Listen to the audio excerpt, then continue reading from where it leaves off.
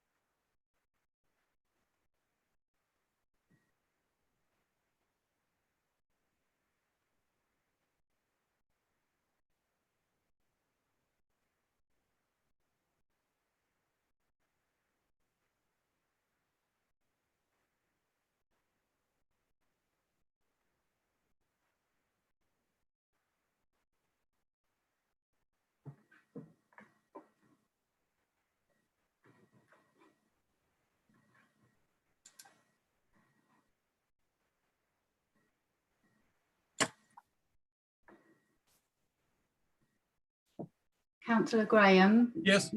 We've just got 4 minutes to go. 4 minutes to go. We are live streaming now on YouTube. I don't know if you want to just ask all the members to make sure they're fully visible.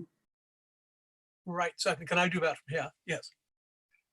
We are now visible on YouTube. So if we could just make certain that you are all visible and paying attention, very kind. And have we got the Reverend Kevin Ashby? Yes, I'll just now promote Reverend Ashby. We've got 3 minutes to go.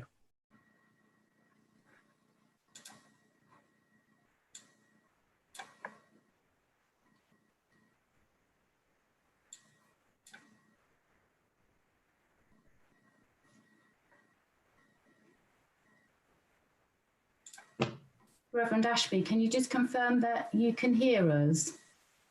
Yes, I can hear you. That's lovely, thank you. Kevin, we've got about 3 minutes to go and then I'll start it off. That's fine. No, I've only just appeared, so I wonder where I was. That's all right. There was no.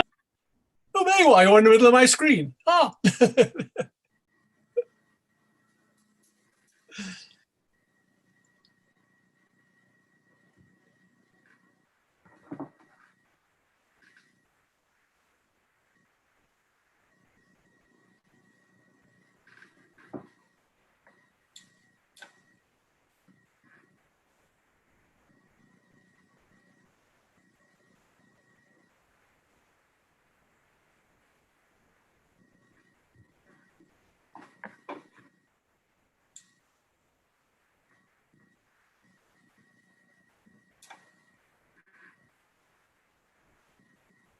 At least if you watch a clock face, you see the hands moving around.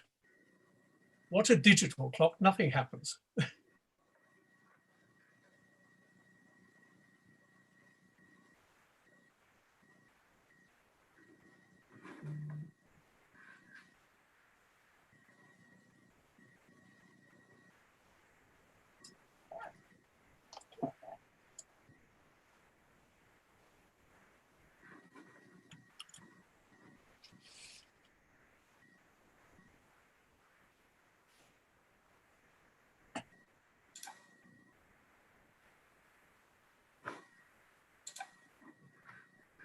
So Natasha, are you ready?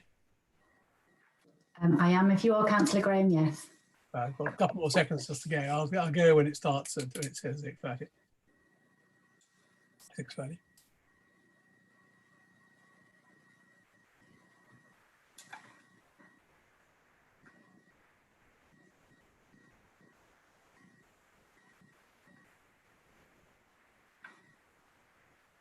Councillor Faulkner and Councillor Chandler, can I just ask you to start playing your video, please, if you're able to? Thank you.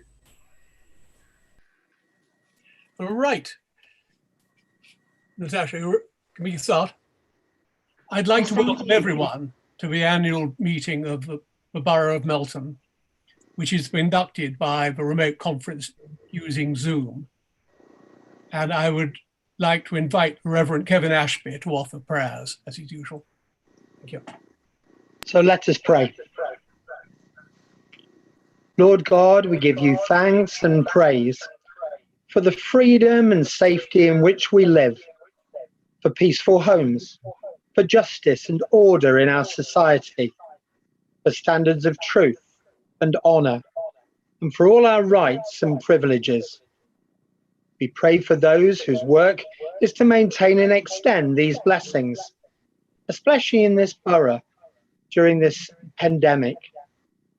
All who have been given authority and responsibility among us in the work of the council in this past year and in the coming year, in administering the law and maintaining the peace, in education and the care of children, in planning and building, in providing both for work and for leisure.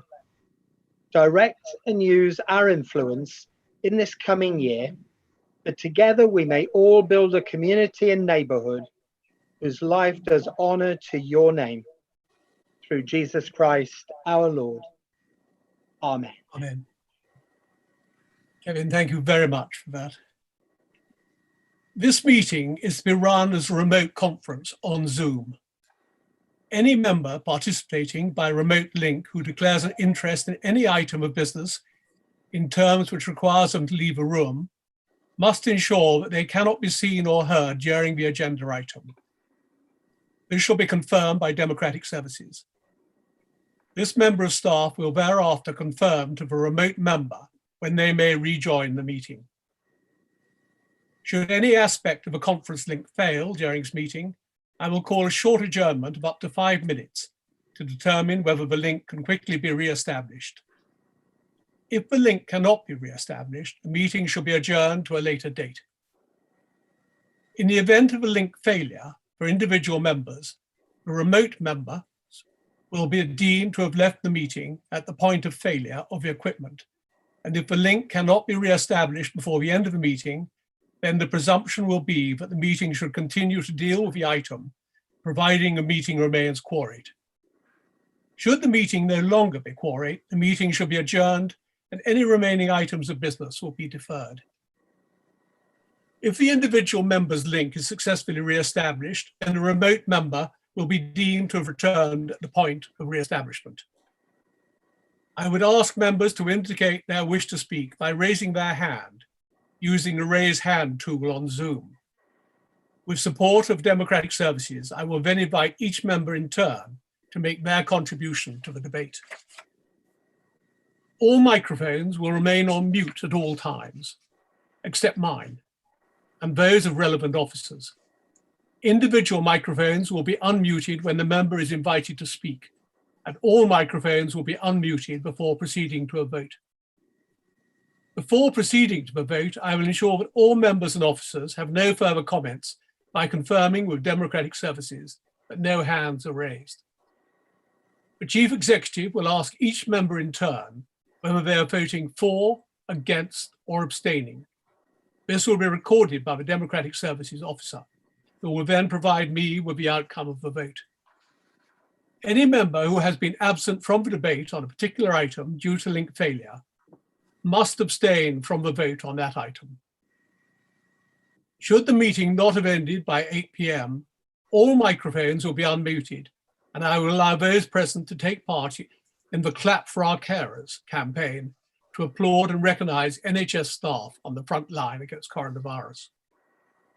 Please turn your mobile phones to silent and note that the meeting will be recorded and live streamed on YouTube. Have we received any apologies for absence? There are no apologies, and I can confirm that we have all members present. Thank you very much. Declarations of interest. Members to indicate they have an interest to declare by using a hands up function. Members are not required to declare an interest in relation to the review of a member's allowance scheme, item 12. A member of a personal interest must declare the interest at the beginning of a meeting, but can take part in the debate and vote.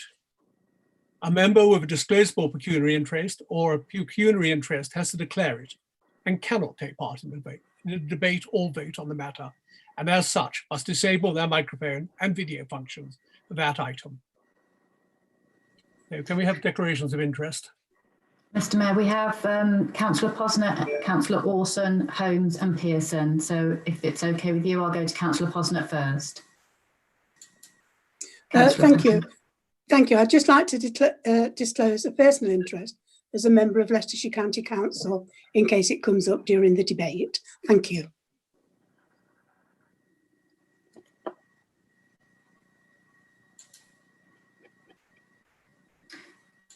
Councillor Orson. Yeah, thank you. Yeah, declare a personal interest in any mention of Leicestershire County Council in any debate as a member of Leicester Authority. Thank you very much.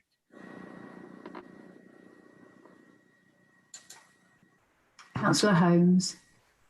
Thank you. Mr. Mayor, I wasn't at last year's annual meeting. I was away, but it has occurred to me that when we vote through or not the chairs and vice chairs, the audit committee chair is sort of related to me. So probably it would be better if I didn't vote at all. So that's it. That's my only interest. Thank you.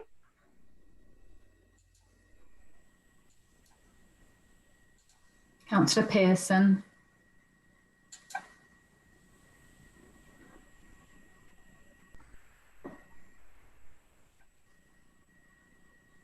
Councillor Pearson. Personal interest as a county councillor. And that is all the interests declared. That's correct. There are no hands raised now. Right, the election of mayor and deputy mayor. I'll now hand over to the chief executive. Thank you. Thank you, Mr. Mayor. In light of the current national pandemic and restrictions in relation to social distancing, consultations have taken place with the mayor and deputy mayor on arrangements for the coming municipal year. The mayor and deputy mayor are in agreement that due to the majority of civic events having been cancelled at present and uncertainty about when the civic calendar will be able to resume, along with the restrictions on meetings in person and therefore the inability to proceed with the ceremonial aspects of the mayor making, it will be prudent to retain the current arrangements for the time being if council were agreeable with this proposal. Members, I would therefore like to offer the following motion for you to consider. The council approves that current arrangements for the mayor and deputy mayor should remain in place until such time as current national restrictions in relation to the coronavirus pandemic are lifted, or until the expiry of a period of 6 months, whichever occurs sooner. Could I ask for a proposer and a seconder for the motion, please?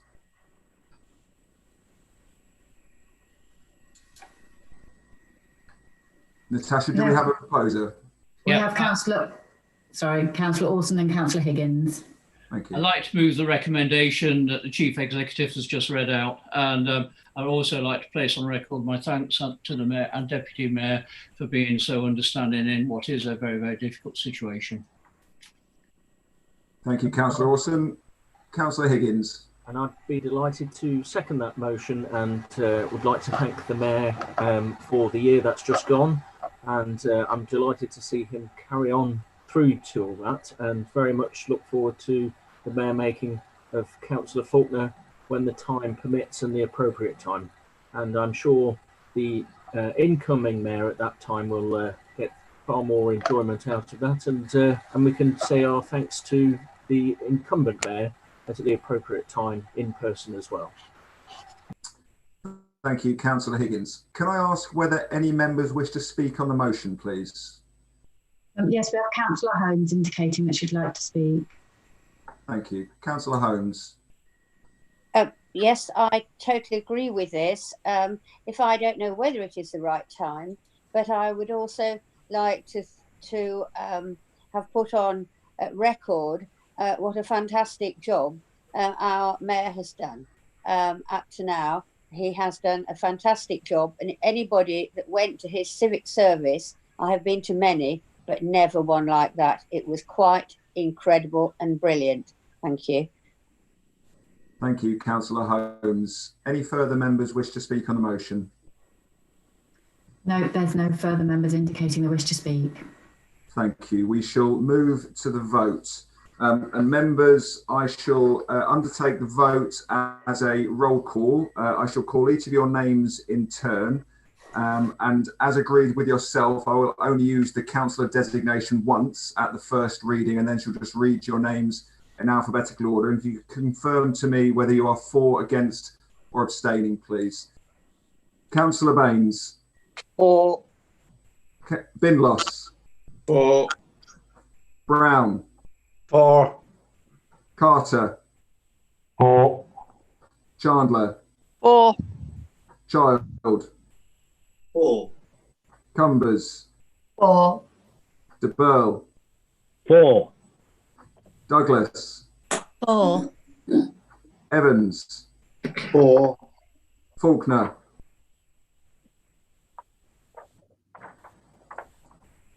For. Thank you. Fisher. For. Freya Jones. For. Glancy. For. Graham. For. Hewson, 4. Higgins, 4. Holmes, 4. Illingworth, 4. Lumley, 4. Orson, 4. Pearson, 4. Posnett, 4. Pritchett, 4. Smedley, 4. Steadman, 4. Wilkinson, 4. Wood. 4. Thank you, members. That is carried unanimously, and I can confirm that the motion is passed. I would now like to hand back the chair to the Mayor. Thank you, Mr. Mayor. Thank you very much. I thank you all for agreeing to allow me to remain as Mayor until there is a suitable opportunity to allow me to hand the chain on to Councillor Faulkner. Hopefully this will be in July, but maybe in September. I welcome everyone, members, officers, and all those viewing remotely to this first virtual full council meeting. I'm not very tech-minded, so please do bear with me if I occasionally get things wrong. I would like to start by acknowledging the debt to all those who work for us in NHS, the carers, and others involved in getting our community through this current crisis. And if the meeting goes on till 8 o'clock, we will stop for a moment to give them their well-deserved applause. But with that applause, I'd like us to link so many other groups that we are indebted to, and especially as Mayor of this borough, to all officers who have continued working to help our residents, and especially all those who work so hard and efficiently collecting our household waste and recycling material. They have done a tremendous job, and we owe them all a great debt. Mayor's announcements are traditionally a chance for the Mayor to give a rundown on what they have done since we last met. As you can imagine, the role of a self-isolating Mayor allows little material for this part of proceedings, and so I cannot report on that, but I can say how incredibly sad I was not to be able to represent the borough at the numerous events that were planned for last week's VE Day celebrations.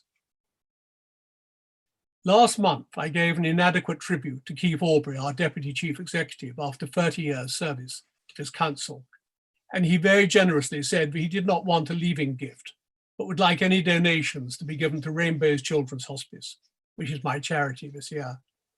The fund is still open to those who wish to donate by going onto the Rainbows site and putting Keith Aubrey as a reference. When I last checked, the amount is over £300, and I'm extremely grateful to all those who have donated. Fulfilling the role of Mayor is usually the 1 year where a chosen councillor meets so many people from all walks of life, as well as businesses, schools, and so many wonderful organisations in our borough. It is a great honour, and I believe each one of us who fulfilled the role have totally committed to it and enjoyed it enormously. Every Mayor fulfills the role differently, but all fine, but it takes up 7 days a week and involves all their family. But I feel it is important to show that our council is not just a group of politicians making decisions, but is an important part of Melton Borough's community. Those who have undertaken the role speak with an understanding of our borough that is hard to replicate. It is a unique role, and I know that Councillor Faulkner and I agree, but we hope that we will be able to resume normal service as soon as possible. Thank you.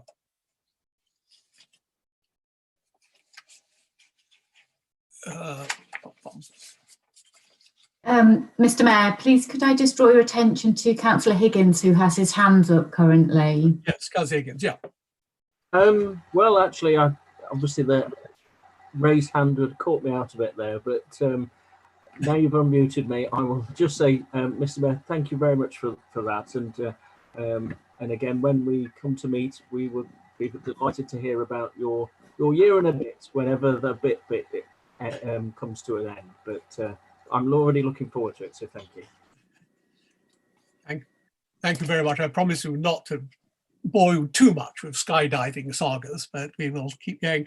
Item 6, notification by the leader of appointment. Should we elect? Councillor Graham, item 5. I am sorry. Item 5. I thought that must be, yes. Election of a monitoring officer to provide a brief explanation of the legal basis. Can I have the monitoring officer? Thank you, Mr. Mayor. Under the Localism Act, a local authority operating under executive arrangements must include provision in its constitution specifying the term of office for the leader and balancing that there must be provision for removal of the leader of the council during their term of office. For Melton, these provisions are contained in Chapter 3 of the Constitution, which was approved by members in 2019. It states that the leader will hold office for a period of 4 years from the date he/she is elected to that office by the council. He shall hold term unless one of the following occurs. He or she resigns from office, he or she becomes ineligible to be a member of the council, he or she ceases to be a member, or he or she is removed from office by no confidence resolution by council. At the last annual meeting, the leader was appointed until the following annual meeting, which is tonight. In order to comply with constitutional requirements, the council are being asked to elect the leader of the council for a period until the annual meeting in 2023. This decision will normalise the decision made at the annual meeting on the 16th of May 2019, where the leader should have been elected for a period of 4 years. Electing the leader of the council for the next 3 years does not negate any rules or protocols any political group has for voting for their group leader on an annual basis. Thank you, Mr. Mayor. Thank you very much. Have we got nominations for the leader? Anyone would like to propose? Councillor Brown, for example.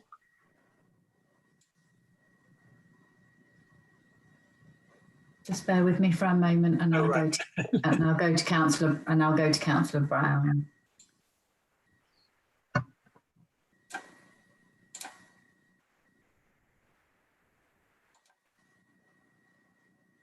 Councillor Brown. Yeah, thank you, and thank you, Mr. Mayor. I would like to propose Councillor Joe Orson as the leader of Melton Borough Council. Joe, as we all know, has led the council quite well over the last 12 months, and he's picked up a number of challenging issues. And by picking up these challenging issues, he's addressed them quite well, and his mannerisms and the way he goes about dealing with the issues the council is faced with is a real quality in his leadership. Joe, as we all know, is someone who will give us the ability to run with things and improve services and deal with issues ourselves, but also has that great ability to have that overview and the little tap on the shoulder every now and again just to make sure everything's going okay. However, Joe isn't afraid to face up to challenges, and as we've seen over the last 12 months, there have been a number of them, and our biggest challenge has most notably been the issues within our council housing services. And through his leadership, he's delegated that to his portfolio holder and other officers within the council to deal with it. And as we stand here today, we can see those changes already making a major impact. This year hasn't turned out as probably as Joe would have wanted, but if we look at the response that Melton Borough Council under Joe's leadership has made to the COVID-19 situation in which we face, that can see how Melton has risen above probably many other councils and being one of the leading councils in England to actually deal and deliver important services to our businesses and to our residents who are facing very challenging times.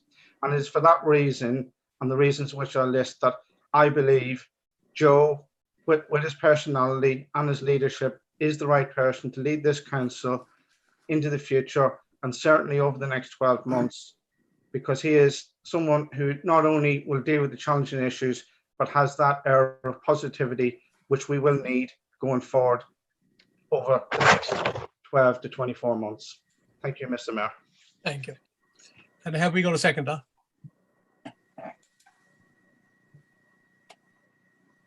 Yes, thank you, Mr. Mayor. Once again, I've been asked to second Councillor Orson to be the leader of the council. I'm very pleased to do so. Last year, you may recall that I mentioned that I've known Joe for over 50 years, having grown up in Old Dolby. I recounted the advice he gave me regarding the judging of pigs. Back in those early days of knowing Joe, I would like to say that I looked up to him because of his vast understanding of the world around us, his knowledge of farming, and his acute awareness of the political scene that he obviously gained from his father, Bill Orson, who was also a great servant of the then Melton Rural District Council. However, that is not really the case. The reason that I looked up to Joe was that in those early days, he was actually a lot taller than me.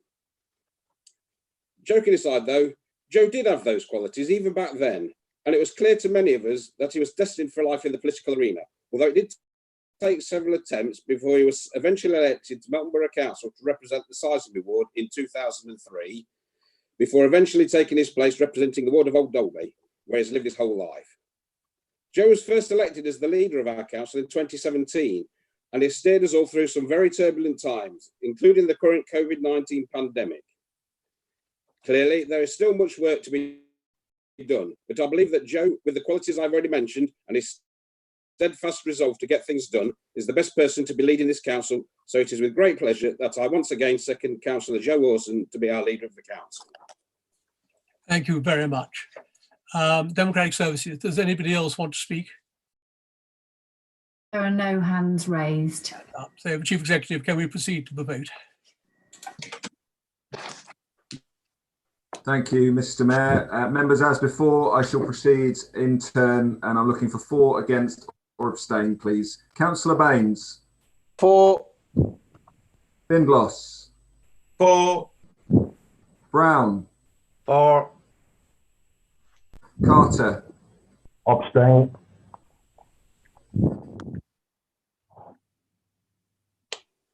Child. For. Cumbers.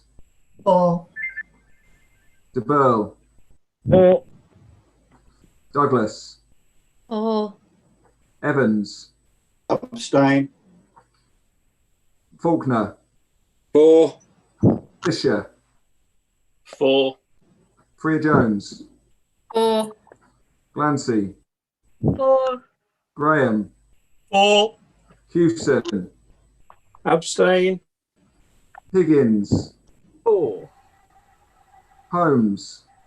Abstain. Illingworth. For. Lumley. For. Orson. For. Pearson. For. Posnett. For. Pritchett. Abstain. Smedley. For. Stedman. For. Wilkinson. For. Wood. Abstain. Thank you, members. Mr. Mayor, that is 20. Please, can I please just point out that I believe that we missed Councillor Chandler in the list. You did. Oh, my apologies, Councillor Chandler. My apologies. Councillor Chandler. For. My apologies. Members, that gives us 22 for and 6 abstains. Thank you very much. So that is carried, and congratulations to Councillor Orson for his election as leader. I now invite the leader to provide his review of the last year and to confirm appointments to the Cabinet and the Cabinet scheme of delegation. No vote is required for this. Well, thank you everyone for those who supported me, and for those who abstained. I will continue to do my best to help them all. I'd also like to, at this point, to add my congratulations to Chris Evans for becoming the leader of the Independent Green Party. Chris and I have had a very brief email exchange, and we've agreed to meet each other. I think Chris would agree on a regular basis, just to, in an informal way, just to catch up with each other, because as Chris said in his email, we both have exactly the same aims for Melton Mowbray, which is to make it a better place for all. So I look forward to working with Chris on that. I would like to first of all to say that my thoughts and condolences to anyone who has lost loved ones to the COVID-19. I would also like to thank all those at Melton Borough Council who have worked hard and are working hard to ensure essential services are maintained. As you yourself said, Mr. Mayor, the bins continue to be collected as normal. Environmental health services, customer services, the financial advice, revenues and benefits, essential tenancy repairs, etc., are all still working hard to support our residents. The lines are incredibly busy, as you can understand, but we will get to all the calls as it's important to us as our residents at the heart of everything that we do. I'm also very proud at this time to be leader of Melton Borough Council and also proud of our community in their response to COVID-19. And that's the volunteers, the NHS staff, the key workers, those who work in essential shops, and the drivers, the factory workers, the neighbours helping each other out with shopping and essentials, and people adhering to government social distancing guidelines, staying home and protecting the NHS and saving lives. It's incredible how quick a year has gone by. And this time last year, we had just emerged from the local elections and were commencing for the first time with a new form of cabinet governance. We approved a brand new consultation and adopted an entirely new set of procedure rules. I would hope members would agree with me that for the most part of these have served us well and have allowed us to conduct our business efficiently and effectively. It is, though, always prudent to keep things under review. And mindful of the clarification the monitoring officer has just made in relation to the term of appointment for the leader, I would like to confirm that I have asked for a report to be presented to the next council meeting, which will seek to establish a constitutional review working group and associated terms of reference. This will allow us to reflect on our experience over the last year and make any further necessary amendments.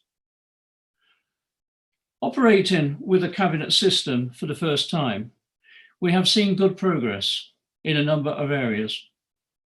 We have focused on improving customer services, undertaking a number of service design reviews, and procured new customer engagement technology through IE-G4. Despite the current challenges, implementation of this new system is progressing well, and we expect the first phase to launch to the public in June as planned. We have fully gripped the long-standing housing challenge, and last November agreed a comprehensive housing improvement plan, representing an ambitious commitment to reinvest in our housing stock and landlord services. Whilst we cannot be complacent, the huge amount done on compliance since then has paid dividends, both in terms of improving health and safety for our tenants, whilst also receiving positive validation from the regulator. There is much more to be done. We are satisfied and we look forward to the portfolio holder and the new director continuing to lead improvements in this important priority area. We introduced the first public space protection order and are taking more action now to tackle environmental crime, and became the first council in the East Midlands to secure disability confident status. We have reviewed our community grant scheme and ensured the funding we provide better meets our local priorities and can demonstrate good value for money. We have adopted a new debt management policy to ensure we get the right balance between protecting vulnerable people and securing the income we need, and have introduced cashless payment facilities at all our car parks too. The Council's new scrutiny committee has played a key role throughout, providing the right balance between support and constructive challenge. Good decisions are made through effective and transparent debate, and I have welcomed scrutiny's proactive involvement in a number of the policy areas mentioned earlier. Most notably, scrutiny's role in leading the void improvement work was an excellent first review area, and one which has informed and linked perfectly into the housing improvement work already underway. My cabinet colleagues and I look forward to our work with scrutiny over the coming year. Mr. Mayor, following the snap general election in December 2019, we have built a very, very strong relationship with our new MP, Alicia Kearns, And prior to the current pandemic, we had made positive progress regarding our efforts to secure a second surgery for Melton. Clearly, the current health emergency must take precedence, but we will return to those efforts at the right time. Throughout this year, the Council has also shown its strength when it unites as a whole, whether through our formal declaration of a climate emergency or through the excellent summer social hosted by yourself, the Mayor, last summer. Most particularly, though, it is the response to the current pandemic which has shown what value Melton Borough Council can bring to its local community. Within a matter of days, Mr. Mayor, Melton Borough created a completely new infrastructure, establishing the support hub both for our community and local businesses.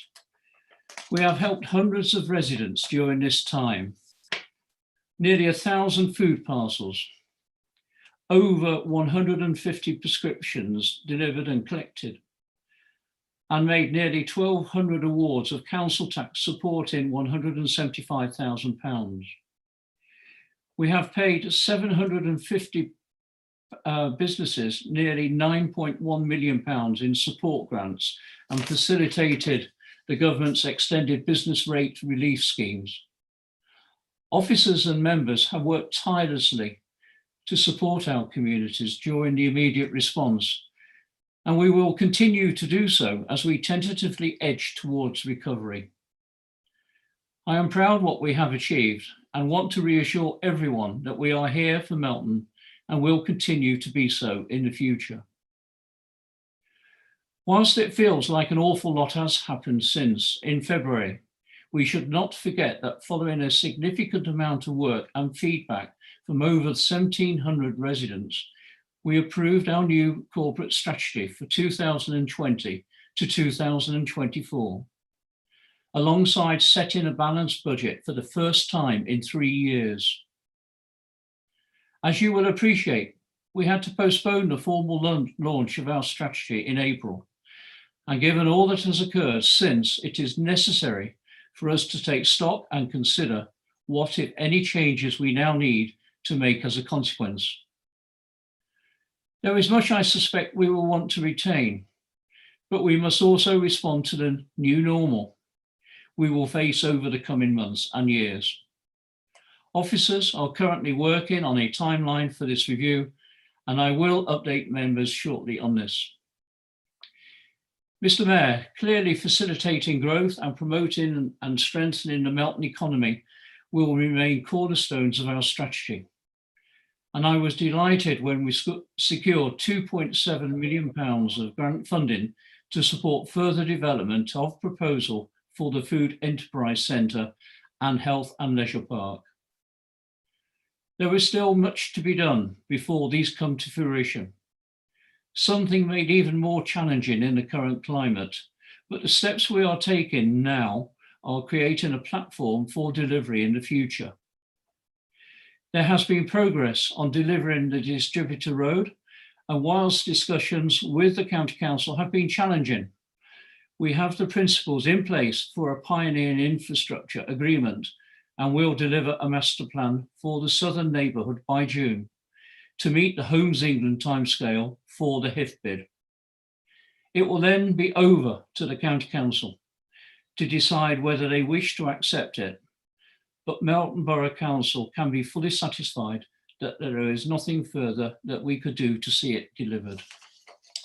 And Mr. Mayor, that ends that statement. I would now like to move on in accordance with the announcement of Cabinet and Executive Delegation Scheme, with your permission. Absolutely, keep going. Yep. Mr. Mayor, I'm delighted to announce the formation and membership of Melton Borough Council's Cabinet for the coming year. This Cabinet will continue to provide leadership and public accountability as we work to respond to the challenges faced by our communities due to the COVID-19 pandemic, as well as refine and deliver our newly approved corporate strategy. We will continue to be a collaborative Cabinet who work with members across the Council to ensure that we respond to the challenges faced by both the council and the people and communities of Melton. Following the changes midway through last year, I can confirm that we will maintain a 5-member cabinet for the coming year, including myself as leader. I'm delighted to confirm that Councillor Higgins will continue in his role as deputy leader, although with an expanded growth and prosperity portfolio, now taking on responsibility for planning, delivery and building control, as well as delivering our long-term strategic aims. Now more than ever, we will need to support our businesses to ensure Melton's economy recovers as quickly as possible. Councillor de Burgh has maintained an excellent grip on our resources over the course of the last year, enabling us to deliver a balanced budget, and will continue to do this as he retains the corporate finance and resource portfolio. With the current situation impacting so much on council's finances, we will need to redouble our efforts to become more businesslike, maximise the value of our assets, and also plug the funding gap. Following the excellent job undertaken by Councillor Freer-Jones in the last year, I have asked Alison to take on an expanded portfolio. Building on the impressive work that she has done overseeing our governance changes and engagement work, her new portfolio of climate, access and engagement will add responsibilities for the Council's climate change commitments and wider environment and regulatory functions. Mr. Mayor, having made considerable progress in the last year, Councillor Pearson will continue leading our improvements within the housing and communities portfolio. We have made improving the quality of our landlord function and housing stock our top priority, and there is still much more to be done over the coming year. Councillor Pearson will also take on the responsibility for our waste and ground maintenance services. Mr. Mayor, as Melton Borough Council's Cabinet, we look forward to working with all members in tackling the challenges facing our communities and supporting through the current situation. All members will have received an electronic copy of the portfolios with further details of what each includes, alongside the executive scheme of delegation, which is also being implemented. We look forward to working with you all. Thank you, Mr. Mayor. Thank you, Mr. Leader. We now move on to item 7, political balance and allocation of seats to political groups. And the monitoring officer is going to provide a brief introduction.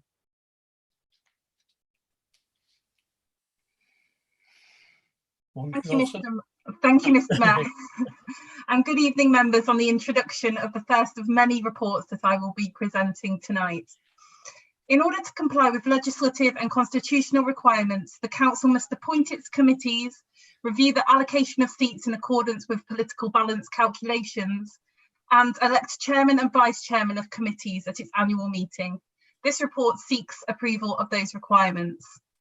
You will find the recommendations at paragraph 2 of the published report. With the approval of the Mayor, it is intended that members deal with recommendations 2.1 and 2.2 en bloc, recommendation 2.3 and 2.4 en bloc, followed by recommendation 2.5 on its own. I will therefore introduce the motions in this way, and with the permission of the Mayor, hand back to him as relevant to enable him to seek a proposer and seconder for the motions. The first recommendation, 2.1, seeks approval of the establishment of the Scrutiny Committee and Standing Committees as set out at section 5 of the report. The Council's constitution provides that the Council at its annual meeting must appoint at least one Scrutiny Committee and such other committees as the Council considers appropriate to deal with matters which are neither reserved to the Council meeting and which are not Cabinet functions. It is recommended that the Council continue with the current arrangements and appoints to a Scrutiny Committee, Audit and Standards Committee, Planning Committee, Employment Committee and a Licensing Committee. Moving on to recommendation 2.2, the Council must also confirm the terms of reference and size of those committees. The terms of reference for the Scrutiny Committee and Standing Committees can be found in the Council's constitution and have not been amended from last year. The corresponding seats voting places for each committee are confirmed at paragraph 5.1.2 of the published report. There are 38 seats in total. With your permission, Mr. Mayor, I will hand back to you to seek a proposer and seconder for the motions. Can I have a proposer for the motion? Yep, I am. Thank you. Mr. Leader? Yep. Yeah. I'd like to move 2.1 and 2.2, please. Thank you. And a seconder? Can I have a seconder for Councillor Higgins? I'm just unmuting there we go, Councillor Higgins. Yeah, I'm happy to second that. And just I'm just having some sort of issue, so if I don't get out, I'll have to talk on another piece. I'm happy to second that. So I think I could not hear that. Councillor Graham, yes, but Councillor Higgins, I don't know if you want to repeat that. We weren't able to hear you.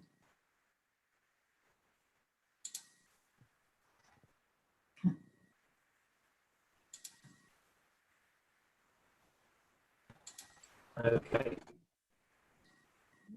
He's muted at the moment. Councillor Higgins? Okay. Yep. Okay.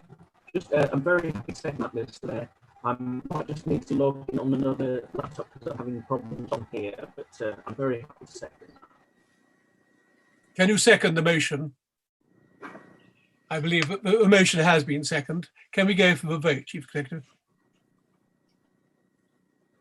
We've just got Councillor Steadman indicating that she was indicating that she wanted to speak, but I believe she has now withdrawn that.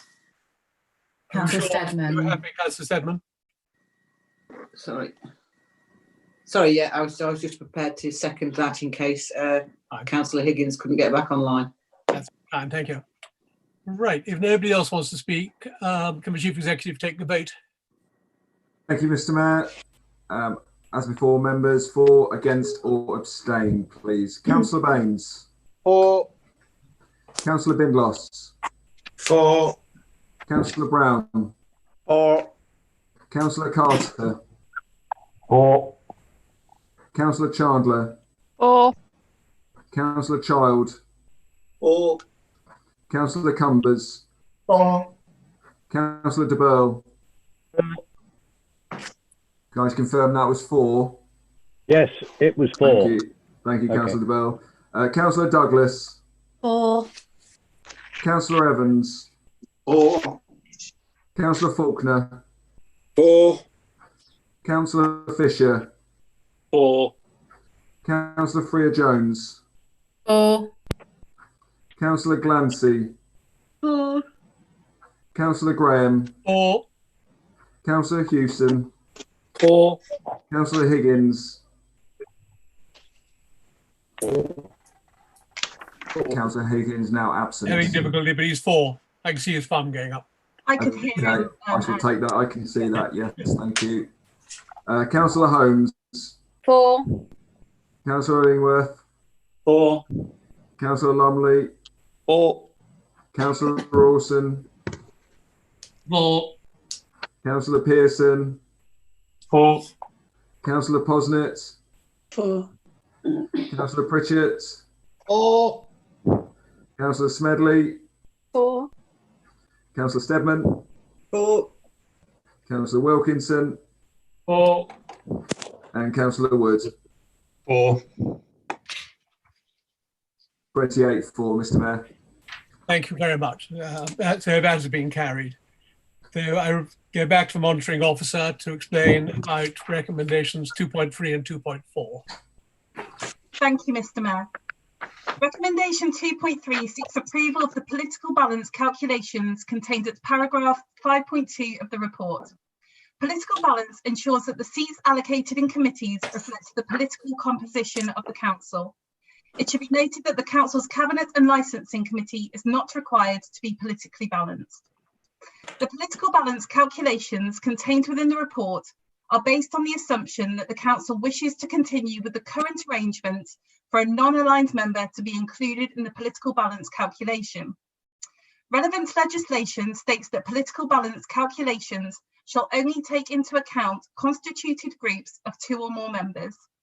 If the council chooses to include members who do not form part of a group, then the council is able to approve what is called alternative arrangements, which is what is currently approved by the council.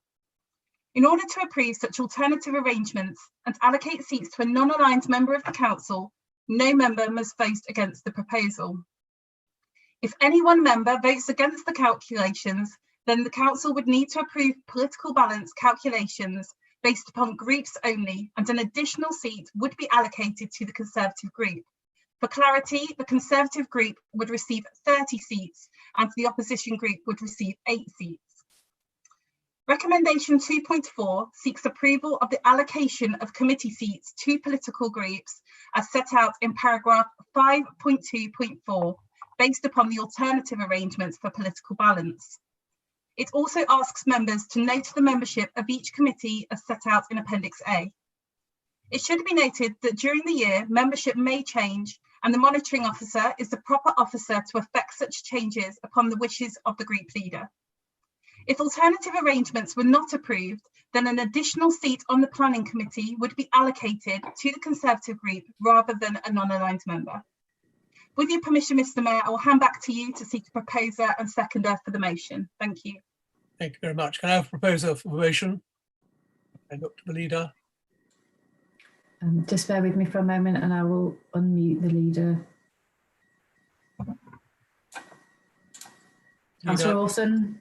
Yeah, thank you very much, Mr. Mayor. Recommendation 2324. It is with regret, actually, that the recommendation that I would like to propose must be slightly different to the ones published with the papers. I am aware that there is dissent from members outside of the Conservative group with regard to the proposal to include the non-aligned member in the political balance calculation. As the report clearly sets out, there must be unanimity in order to depart from the usual rules on political balance as set out in section 15 and 16 of the Local Government and Housing Act 1989 and include non-aligned members in the calculation. The calculations currently set out in the report at paragraph 5.2 represent the status quo and show the position if all members agree that the non-aligned members is included in the political balance calculation. As I have been made aware that not all members are in agreement with this proposal, then the motion in its current version would fail due to the lack of unanimous consensus. Mr. Mayor, as a result, I will request Democratic Services to display on the screen a revision to the calculations on political balance shown at paragraph 5.2 on the report, which reflects the statutory calculation regarding political balance, does not include the non-aligned member in the calculations and which can be approved through a simple majority, Mr. Mayor. Right. Mr. Mayor, with your permission, I'll give members, as long as you think fit, to read this document. I think if it just, but that is 5.24 as far as we need to go. Yeah, do you want me to carry on, Mr. Mayor? I think so, yes, please. Yep. I will therefore propose the recommendation that Council approves the political balance calculation set out as revised paragraph 5.2 as being displayed now. 2.4 approves the allocation of committee seats to political groups as set out in revised paragraph 5.2 and notes the membership of each committee as set out in revised appendix A. As I mentioned, these recommendations comply with section 15 and section 16 of the 1989 Act and therefore require a simple majority to be carried. Thank you very much, Mr. Mayor. I look for a seconder. We got a seconder. The Deputy Leader back in tune. Yes, Mr. Mayor, just bear with me and I will bring Councillor Higgins back in. Can you hear me all? Can you hear me, Mr. Mayor? Yes, yes, we can. Yes. Yeah, that's better. This is the brand new laptop, so yes, I'm happy to second what the leader has put forward to full council. Thank you. Anybody like to speak on the? Mr. Mayor, we have Councillor Carter indicating a wish to speak. Thank you, Councillor Carter. No, I'm okay, sorry. I'll get sorted now. Thank you. Thank you. Nobody else, in which case we will go to a vote with the Chief Executive. Thank you. Thank you, Mr. Mayor. So members, you are voting on the revised amendment, motions 2.3 and 2.4. For, against or abstain, please. Councillor Baines. For. Bindloss. For. Brown. For. Carter. For. Chandler. For. Child. For. Cumbers. For. De Burl. For. Douglas. For. Evans. For. Faulkner. For. Fisher. For. Freer Jones. For. Glancy. For. Graham. For. Hewson. For. Higgins. For. Holmes. For. Illingworth. Abstain. Lumley. For. Orson. For. Pearson. For. Posnett. For. Pritchett. For. Smedley. For. Stedman. For. Wilkinson. For. Wood. For. Mr. Mayor, that is 27 for and 1 abstention. Thank you very much. So that is carried. I now return to the monitoring officer for introduce 2.5. Thank you, Mr. Mayor. Recommendation 2.5 seeks approval of the election of chairs and vice chairs of committees as set out at Appendix B, which is made up of nominations from the Conservative group. There have been no further nominations from the opposition group. With your permission, Mr. Mayor, I will hand back to you to seek a proposer and seconder for the motion. Thank you very much. Can I have a proposer for the motion?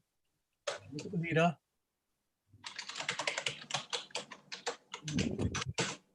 Can we demute the leader? Yes, just bear with me and I'll bring the leader back in now. Councillor Orson. Thank you very much. Very pleased to move the motion at 2.5, approves the election of vice chairs of committees as set out Appendix B. Thank you very much, Mr. Mayor. Yep. Have a seconder? Councillor Higgins.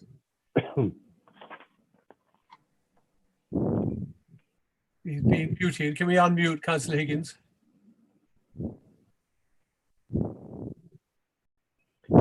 Yes, I'm very happy to second that, Mr. Mayor. Thank you. Thank you very much.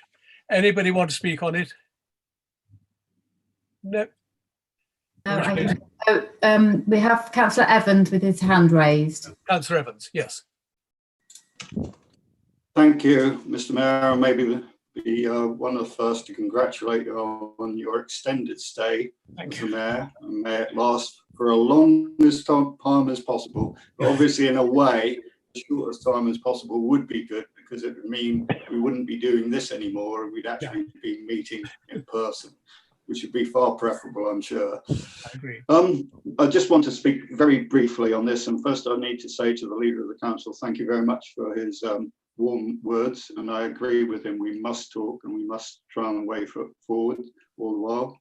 I just want to point out on this particular motion, I will be abstaining. Obviously, an independent and green group now, and it's up to other members what they do. But I will be abstaining because I still believe that there should be some element of our group on the chairs or vice chairs in the council.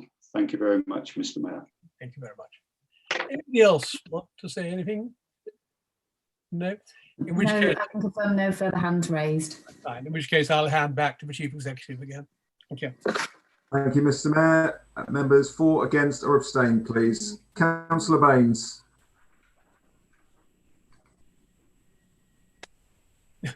Councillor Baines. Thank you. Bindloss. For. Brown. Four.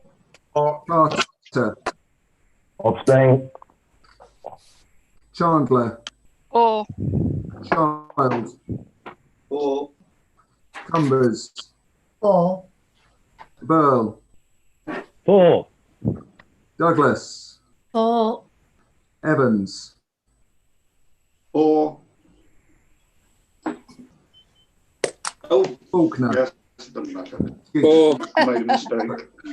Councillor Evans, would you like to confirm your vote? Yes, can I change that? I shall. This is what happens remotely. Can I change that to an abstain, please? Sorry about that. Abstain. I've noted as abstain, Councillor Evans. Thank you. Councillor Faulkner. 4. Councillor Fisher. 4. Councillor Freer-Jones. 4. Councillor Glancy. 4. Councillor Graham. 4. Councillor Hewson. Abstain. Councillor Higgins. 4. Councillor Holmes. Oh, abstain. Councillor Illingworth. 4. Councillor Lumley. 4. Councillor Austin. 4. Councillor Pearson. 4. Councillor Posnett. 4. 4. Councillor Pritchett. Abstain. Councillor Smedley.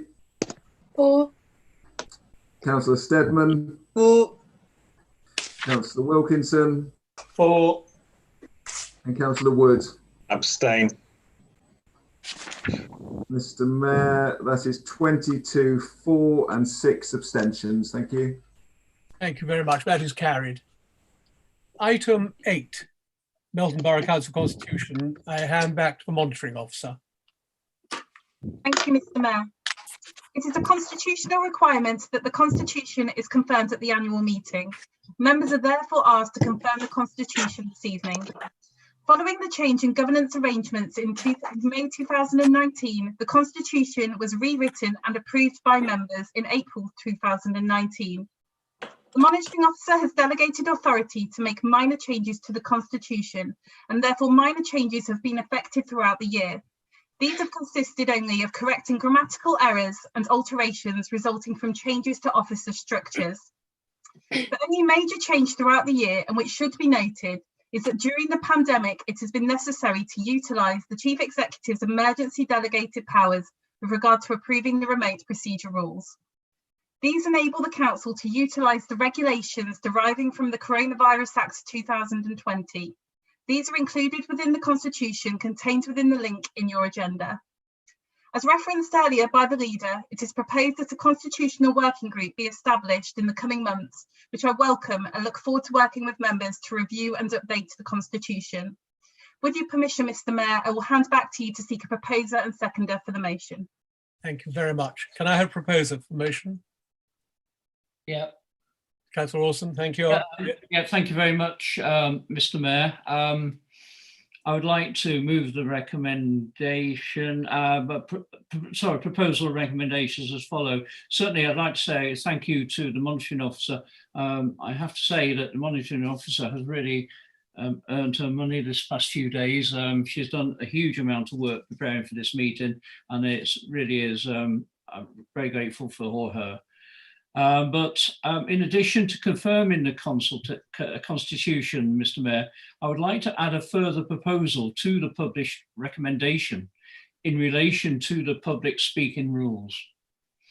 In order to balance the importance of providing an opportunity for interested parties to make representation at the Planning Committee, with the requirement to ensure that meetings are able to progress efficiently and to maximise the decision-making capacity of the committee, I propose the following.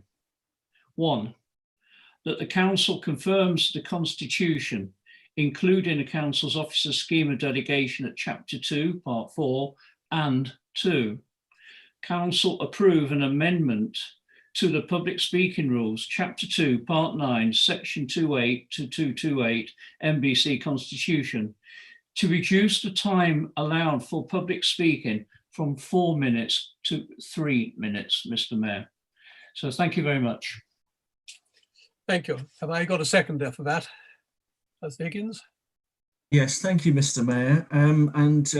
Very, very happy to second it, and very happy to hear of the forthcoming setup of the constitutional group or working group. I did speak to the monitoring officer of some concerns I have with the constitution. Not that wholesale changes are needed, but there are some tinkering. And if I remember what you said last year, Mr. Mayor, is some parts of it weren't very Melton, and so obviously we've got to make those changes to get it with that Melton feel. I've made some verbal updates to the monitoring officer of parts which I think need looking at, and when that constitutional group sets up, I will feed into that as well. Just on the additional amendment the leader has just put in, as someone who sits on the planning committee, I did speak to the members who increased the speaking time to 4 minutes, and also the then leader of the opposition, which was Councillor Holmes, who also sits on the planning committee, the planning chair, which is Councillor Glancy, and also the leader, Councillor Orson, about reducing it down to 3 minutes, because on Zoom, planning meetings are taking a significant amount of time, coming up to about 3 items of business going into about 9:30 at night. After speaking to all those members, I believe they all were in agreement of that. Councillor Holmes may want to say something on that as well, and Councillor Glancy. Just on that, before I hand over back to you, Mr. Mayor, I'd like to congratulate the opposition group for its name change to the Independent and Green group. And while the leader has in his role of reducing tackling climate change, we've seen pollution come down. It's very interesting to see the Independent and Green group name itself after the owner of British Airways.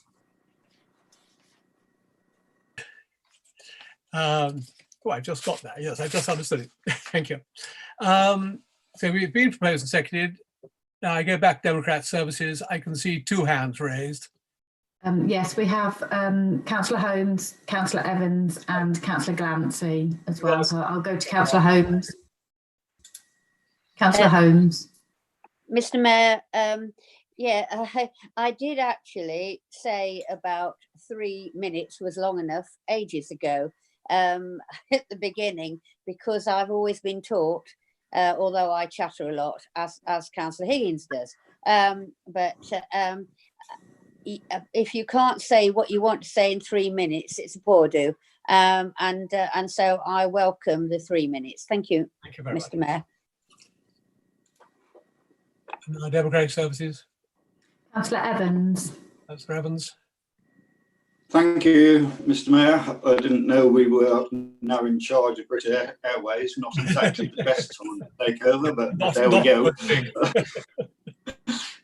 We'll try and get through this. Obviously, I also agree with this. I've watched many a planning meeting, and since we've been on Zoom, it's obviously been very difficult for both the officers and the members to try and get through these meetings. It's very difficult when you're not in the room together, and I understand this change, but I look forward hopefully to this being reviewed again under the Constitution. And Adele knows I continually have chats with her about the Constitution and where I feel there should be minor amendments. Thank you. Thank you very much. There should be some remark about Lord King of Watanabe, who was a major part of our area. Councillor Glancy, isn't it now? Yes, that's correct. correct. Yeah. Thank you, Mayor. Yes, at the planning committee, we do value the input from speakers, but 4 minutes does seem to be quite a long time, and 3 minutes suited much better in the previous years. So I welcome returning back to 3 minutes, especially during these present circumstances when we're doing the remote meetings. It should cut the time down, but the content will still remain very, very valid. So thank you very much. Thank you. Is there anyone else wanting to speak? No, there are no further hands raised. In which case I will hand back to the Chief Executive to take the vote. Thank you, Mr. Mayor. Members again, for, against or abstain, please. Councillor Baines. For. Bindloss. For. Brown. For. Carter. For. Chandler. For. Child. For. Cumbers. For. De Burl. For. Douglas. For. Evans. For. Faulkner. For. Fisher. For. Freer Jones. For. Glansby. For. Graham. For. Hewson. For. Higgins. For. Holmes. For. Illingworth. For. Lumley. For. Orson. For. Pearson. For. Posnett. For. Pritchett. For. Medley. For. Stedman. For. Wilkinson. For. Wood. For. That is 28 for, Mr. Mayor. That is unanimously carried. Thank you very much. We move on to item 9. And the monitoring officer is now going to turn into the Director for Governance and Regulatory Services and provide a brief introduction to this report. Thank you. Thank you, Mr. Mayor. It is a constitutional requirement that the programme of meetings is approved at the annual meeting. Recommendation 2.1 of your report seeks approval of the programme of meetings for the municipal year 2020 to 2021. As well as ensuring statutory financial deadlines are able to be met, the timetable has been drafted taking into account the principles of bank holidays, Leicestershire school holidays and council meetings of the Leicestershire County Council. It would be remiss of me not to highlight that as we are conducting our meeting tonight, all council meetings are currently being held remotely due to the current response to the COVID-19 pandemic. I'm grateful to all members for their dedication in continuing to promote democracy in a way that we have not worked before. We will continue to review these arrangements in line with the government's guidance and will advise members of any changes for the safety of our members, officers and the public, always our priority. Any changes to the programme due to additional meetings being required or non-urgent meetings being cancelled will be made in consultation with the committee chairs and or the Mayor as appropriate. With your permission, Mr. Mayor, I will hand back to you to seek a proposer and seconder to the motion. Thank you. Thank you very much. Can I have a proposer for the motion? The leader? Yep. Thank you. And the deputy leader? Yeah, I'd like to move the yeah, here we go. Thank you very much, Mr. Mayor. Yeah, very happy to move the recommendation on page 8 of the order paper that the council approves the programme of meetings for the municipal year 2020 to 2021. Thank you. Seconder? I'm happy to second, Mr. Mayor. Thank you very much. I go back to Democratic Services. Anybody want to speak? I see Councillor Holmes' hand up. Yes, that's correct, Mr. Mayor. Councillor Holmes. Thank you. Thank you, Mr. Mayor. It's just that we did mention just at this time that we might have to have extra planning meetings. I don't know whether that has been taken on board or whether or not we can do that because of an emergency measure. I didn't know whether that has been taken on board. That's all. Thank you. Thank you. I look to a leader for an answer. Yeah, I'll certainly give an answer. Yeah, I can confirm to Councillor Holmes, the planning officer, Mr. Worley, I think he confirmed this, was it 2 days ago? The practice, can't remember now. It is being looked at and almost certainly will be happening very shortly. Thank you. Councillor Clancy. Raise their hand. Thank you. Yes, this has been raised before, and we do look at whether we can fit in another planning meeting to accommodate the workload. So it is in our minds, and yes, it will be addressed as and when necessary. Thank you. Thank you. Thank you very much. Any other hands raised? No, no further hands raised. I'll hand over back to the Chief Executive. Thank you. Thank you, Mr. Mayor. Again, members for, against or abstain, please. Councillor Baines. For. Bindloss. For. Brown. For. Carter. For. Chandler. For. Child. For. Cumbers, 4. Burl, 4. Douglas, 4. Evans, 4. Faulkner, 4. Fisher, 4. Freer Jones, 4. Glancy, 4.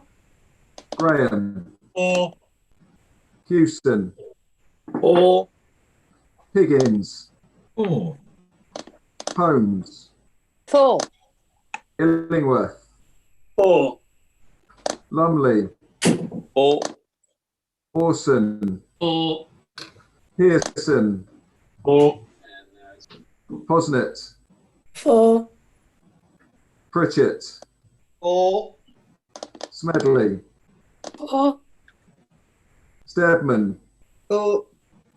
Wilkinson, 4. and Wood. 4.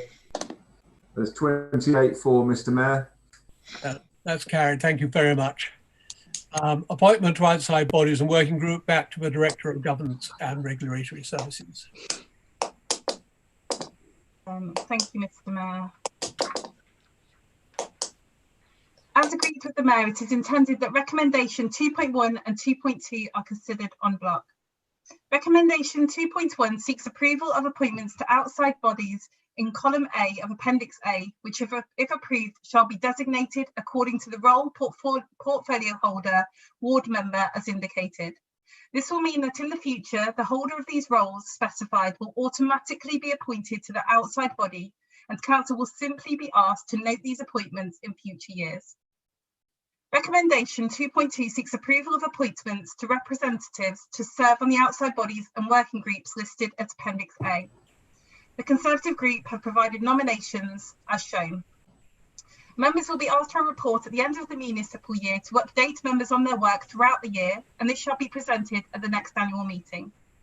With your permission, Mr. Mayor, I will hand back to you to seek a proposer and a seconder for the motions. Very much. Anybody want to speak on this? Democratic Services, anyone got their hand up? Yes.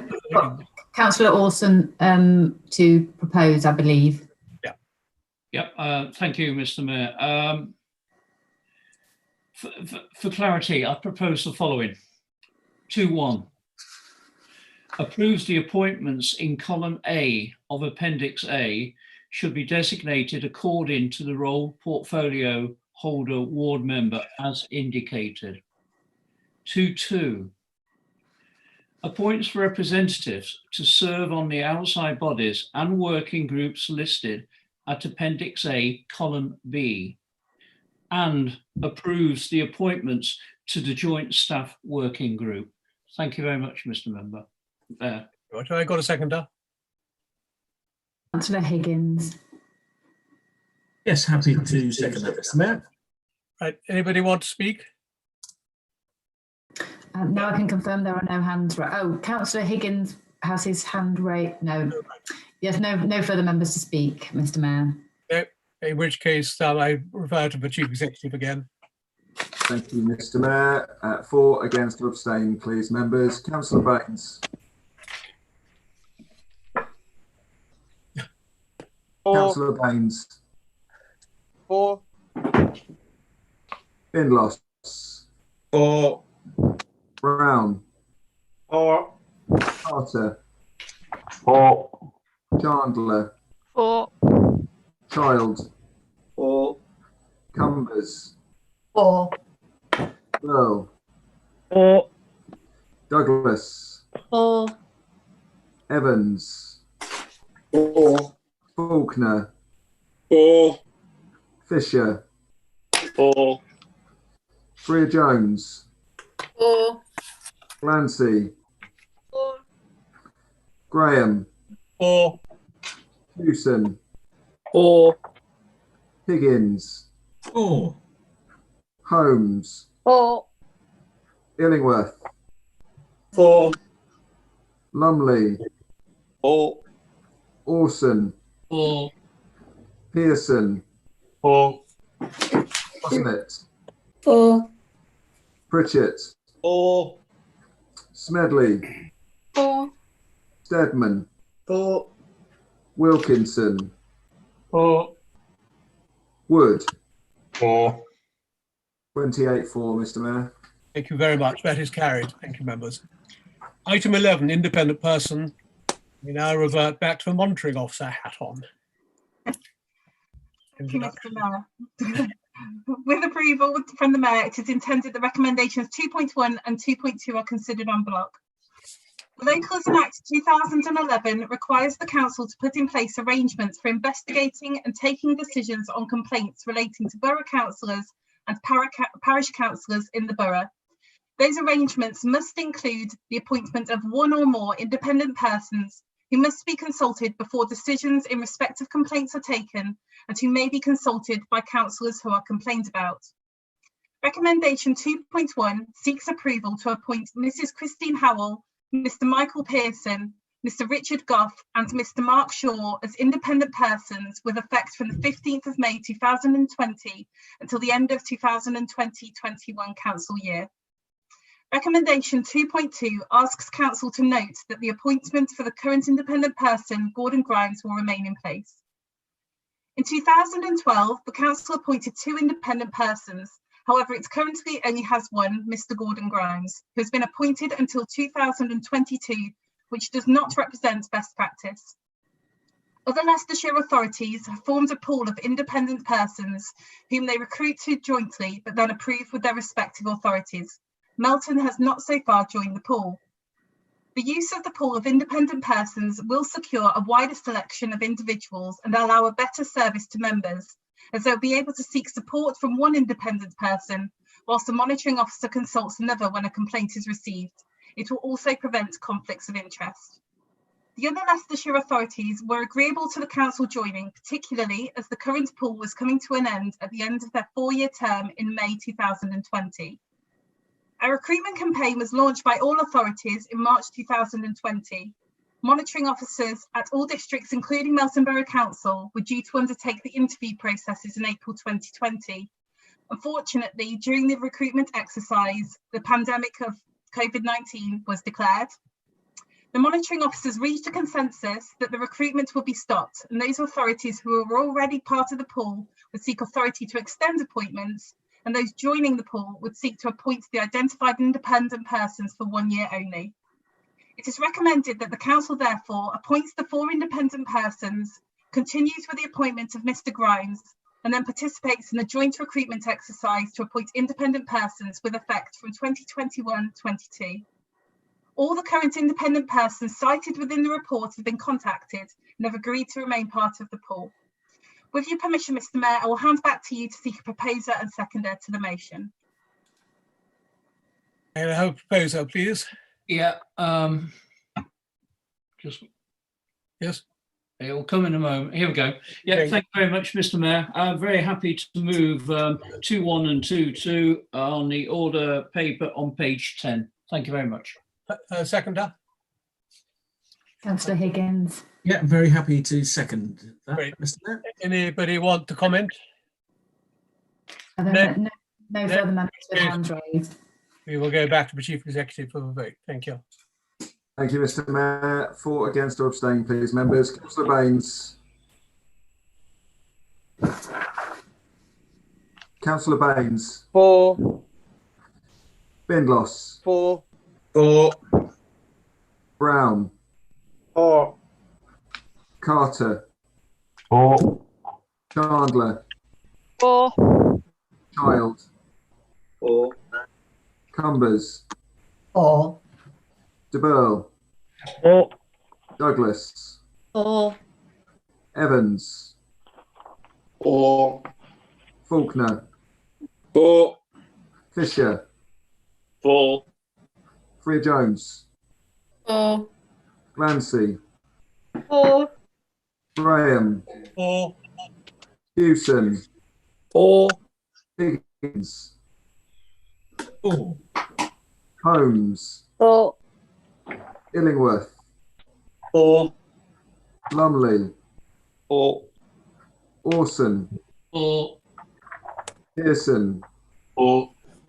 Posnett. 4. Pritchett. 4. Smedley. 4. Stedman. 4. Wilkinson. 4. Wood. 4. There's 28 for, Mr. Mayor. Thank you very much. That has been carried. Item 12, review of members' allowance scheme. The Director of Governance Regulatory Services to provide a brief introduction and to invite the chair of a Welland Independent Remuneration Panel to present his report. Thank you. Thank you, Mr. Mayor. Thank you for your patience, members listening to me this evening.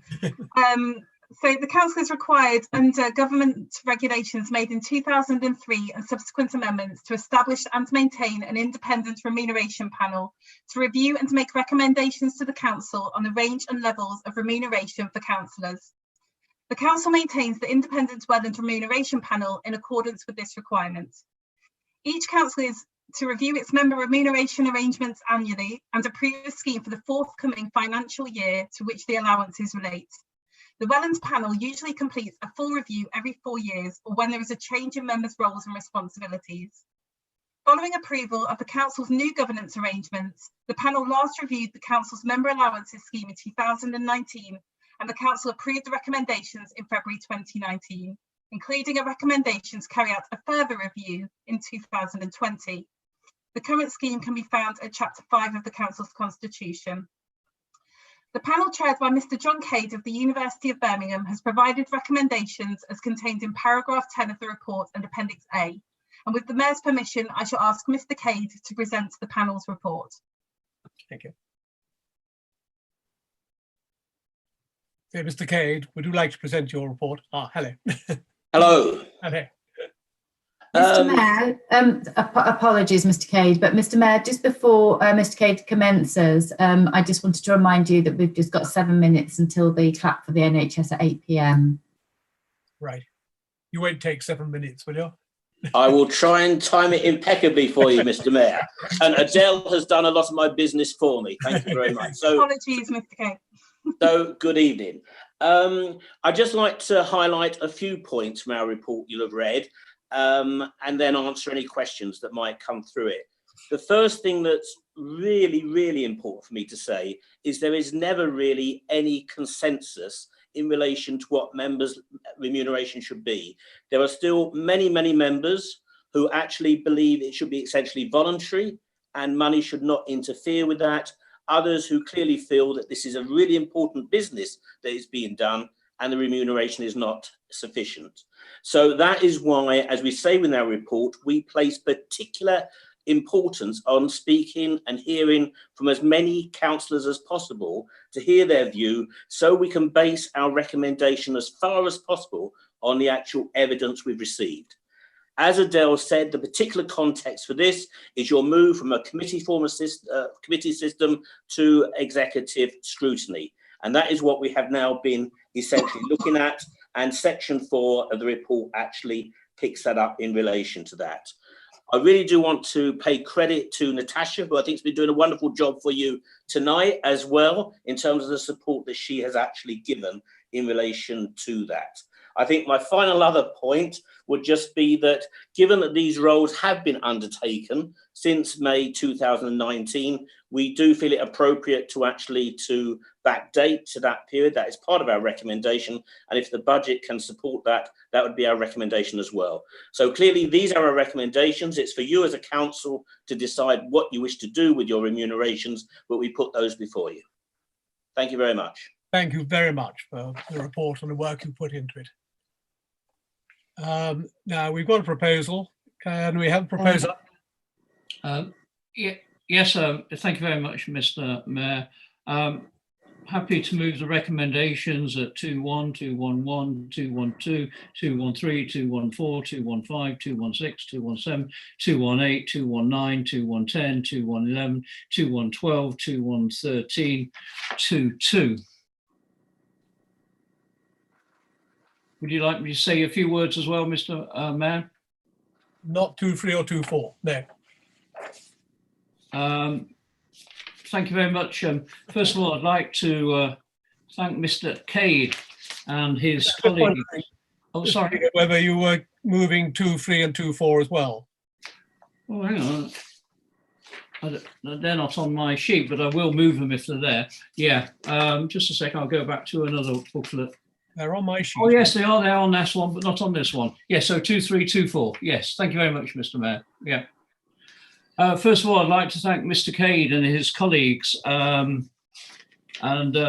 As always, the colleagues, they did a very thorough job. I've just lost the names, but I was going to mention them each by name because they did a very, very thorough job and very impressive. Mr. Cade has been helping us out now for a number of years. And perhaps I could ask Mr. Cade, how many reviews have you done for us before? I've done 3 reviews. There we go, 3 reviews. And they've all been very thorough and all been passed. Mr. Mayor, I joined the council in 2003 and you yourself were leader for those first 8.5 years. And I suspect we had 3 independent remuneration panel reports. And I always respected what you said in the past, which was, you know, if you go about ordering an independent remuneration panel, and let's be honest, this was ordered by all of us 12 months ago now at the last meeting following the transition from committee to a cabinet-led system for a review, and it's cost us £2,000, but you always said if you were willing to put money into ordering a review, it was always right to support it. And I always followed that, and I still follow that today, and that's why I'm very pleased to move the recommendations. First of all, I would like to just point out there is a reduction of 1 cabinet member to last year's report. And I think that's quite important to note. Another thing that's very important to note as well, on the presumption this goes through tonight, and it's only a presumption, I don't know whether it will, I don't know whether it won't, but if it did go through, those of the members who are beneficiaries, they needn't actually claim the amount. All they have to do is, if they don't want to claim the money, is send an email, I have to presume to Natasha at Democratic Services, and say they don't want the money and they won't get the money. So it's down to individual members. It's not compulsory to accept the money. And I am aware there's 1 main beneficiary who is probably not going to take the money, but that's down to that person, of course, Mr. Mayor. I think what we also have to remember, and it is mentioned in the report as well, Mr. Cade's report, that it's not actually just about now, is it really? A year ago, we did go through elections. Peter, I'm afraid I'm going to interrupt you for a very short time. Okay. While we actually clap, it's 8 o'clock. And I feel there was a wish of the council that we should acknowledge those. No problem. Much to. And so if we have a short session of clapping, if we do in a normal way. Thank you very much.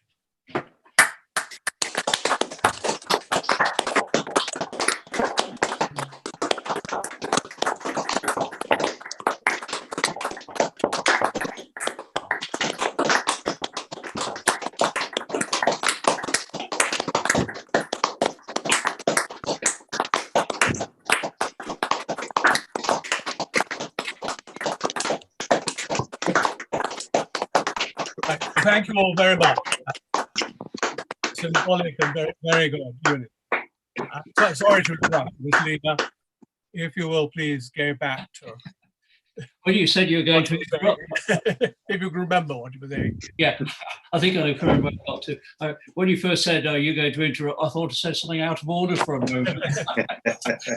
But hey ho, that's the way it goes. I was just about to say, Mr. Mayor, only 12 months ago, we were all fresh from an election.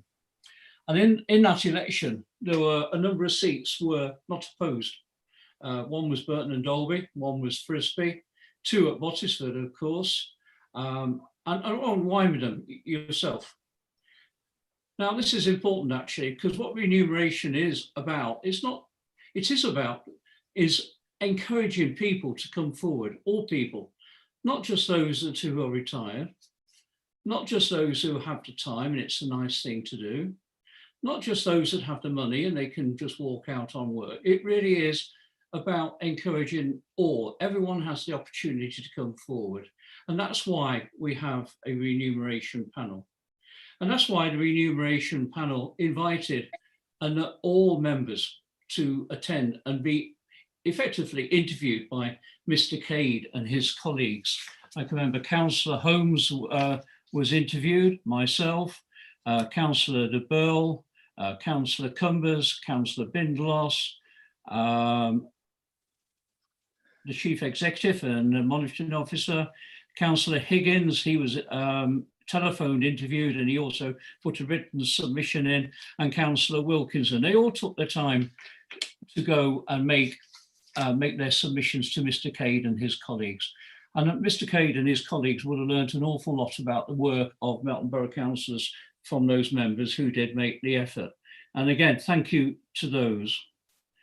I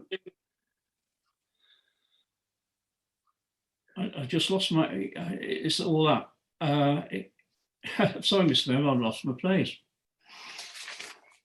So, I'm not going to say any more actually, because I can't find my place really. But the important thing is, this is a panel that we asked to do a job for us. We've paid them £2,000 to do the job, and they've done a good job. There's no doubt about that. Mr. Cade has opened up for questioning, and everyone has the ability to ask him those questions. There's a lot in this report that it explains it for you, those who have read through it. It does explain the extra responsibility of the leader on page 45, 111, and also on to page 46 on 1112. And that also goes to the cabinet members as well, and also the standards lead in Councillor Cumbers. You are suddenly far more exposed to the press, to the media, and to people in the streets. Certainly, I'm talking about myself. I have been known just to put a cap on when I used to go to Sainsbury's. I haven't been for 9 weeks actually now, just to make sure I could nip round quick if I want to nip in there quick and want to get out quick. And then, because often you would be walking around an aisle and someone will shout, "Oi, you're just the person I want to see." Now that's great, because that is visibility and that does deliver accountability. But like I say, it does bring extra responsibility, and it does bring a big increase in time commitment, which I know very well my colleagues will all endorse. Like I say, we have reduced by one cabinet member as well this time. It does deliver equality to all as well, in my opinion. I don't think I need to say any more. I'm sure a lot of you will have a lot to say. I want to vote through, with your permission, Mr. Mayor, en bloc all the recommendations. I can only speak for myself because I haven't spoken to anyone else, but I will oppose any amendments myself. It's, like I say, it's en bloc. Thank you. Thank you. Have I got a seconder? Yes, thank you, Mr. Mayor, and thank you, Leader, for that introduction. I'm going to just talk about, I think also we've got with 28 members, and what I feel, adding on to what the leader was saying, is Melton Borough Council has always seemed to be very good at attracting younger councillors.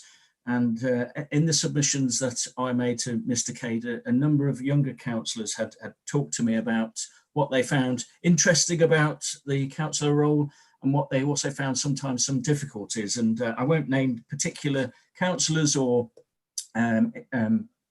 enjoyments or issues that they had in conducting that councillor work, but I think it is great. We've got some younger councillors here, and we've got Councillor Lumley, Councillor Baines, who is at the moment our youngest mayor, Councillor Smedley, who is I believe teaching assistant, if I've got that right, Councillor Smedley, Councillor Wilkinson. In the previous council we had Councillor Greenhow, who struggled towards the end with time commitment as he was setting up a young family. So, but it is absolutely crucial that we have younger voices and younger people on the council to help direct or influence those with special responsibilities of how and officers of how they would want a council to operate. When I was talking to Mr. Cade over the phone, we were discussing the roles and responsibilities ward members do, and I'd like to pay tribute to all of the councillors, not in just this council, but all across the country. Especially now I'm seeing some fantastic work that councillors are doing. Councillor Cade and I were talking about how the Local Government Association estimated ward councillor work could take up to 18 hours of people's time up a week. I know sometimes it won't necessarily be 18 hours, but equally some members would say it feels like a full-time job once an issue portrays itself in a particular ward. I'd like to also thank the Scrutiny Committee and the Chair and Vice Chair, Councillor Cumbers and Binlos. I found as a member who is held to account by the Scrutiny Committee, I was the first one to present to there. I found their guidance and their critical friend nudges to my portfolio and working with officers invaluable. Equally, while sometimes in my own portfolio, the Scrutiny Committee can go off and find new avenues to explore and then report back to the portfolio holder, which I've ended up taking through and then putting to policy. Councillor Lumley, Posnett and Glancy have made excellent cases to my portfolio over the regeneration of the country park, and Pranali has been doing wonders to try and get the funding from the local enterprise partnership into the leisure part of that. And once this lockdown eases, I'm hopeful that we will secure investment in the country park and across the borough for our leisure park. Also, the work that those three councillors are doing on the St Mary's NHS site, and I know the history that's on there, that is proving very, a lot of response in regards to from the public and Save Our Heritage Melton. Councillor Wilkinson discussed with me this week and last week about setting up a community fridge scheme. I never knew what that was, but after this, I'd recommend all councillors go off and Google that. Some great videos about that, and that's some great ideas that some councillors have. Councillor Carter, in his work of challenging parking on the pedestrian areas in the town centre, I think we all echo what you've been saying there. And Councillor Hewson has been coming up with some fantastic ideas about the cattle market and helping some of those small part-time or jobbing farmers who where the cattle market can come and be that next avenue for their incomes.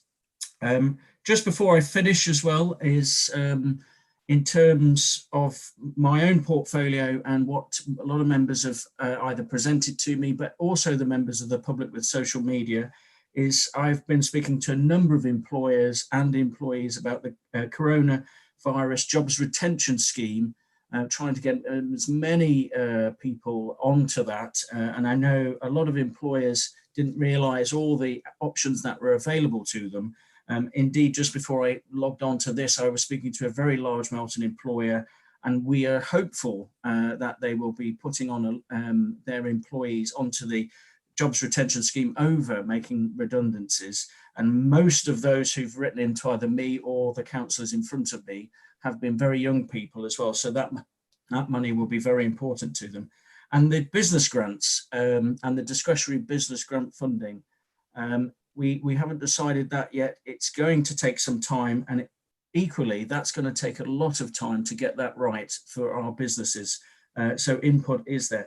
So while I'm seconding this motion, I think it is also important to note the work that councillors do, and also not just in the council chamber that we're here on here, it's the work that you're doing and people do outside of that. And just to finalise on this point, I'd like to just pay a special tribute to Councillor Binlos for the amount of bacon rations that he's lifting and pushing around with the hub in those food parcels. I think what you're doing is fabulous work, Rob, and so thank you for that. And yeah, as the leader said, and I think it's to vote on this en bloc, because we have asked a panel to come up with the recommendations. They've listened to what people have said, and they put it far better and eloquently than I have.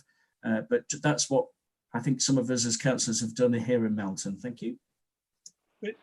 Thank you very much. That's been moved en bloc. Have we got anybody? Councillor Evans got a raised hand. Thank you, Mr. Mayor. I'd like to immediately move a motion without notice to withdraw this motion under General Procedure Rule 1512A. Thank you. Have you got a seconder for that? I believe I have. I believe Ellen Hunt. Councillor Holmes has her hand raised. Councillor Holmes. Yeah, thank you. Yes, Mr. Mayor, I am very happy to second this. I would like to speak afterwards as well, but yes, I happen to feel this time it's wrong, and I would like to second this.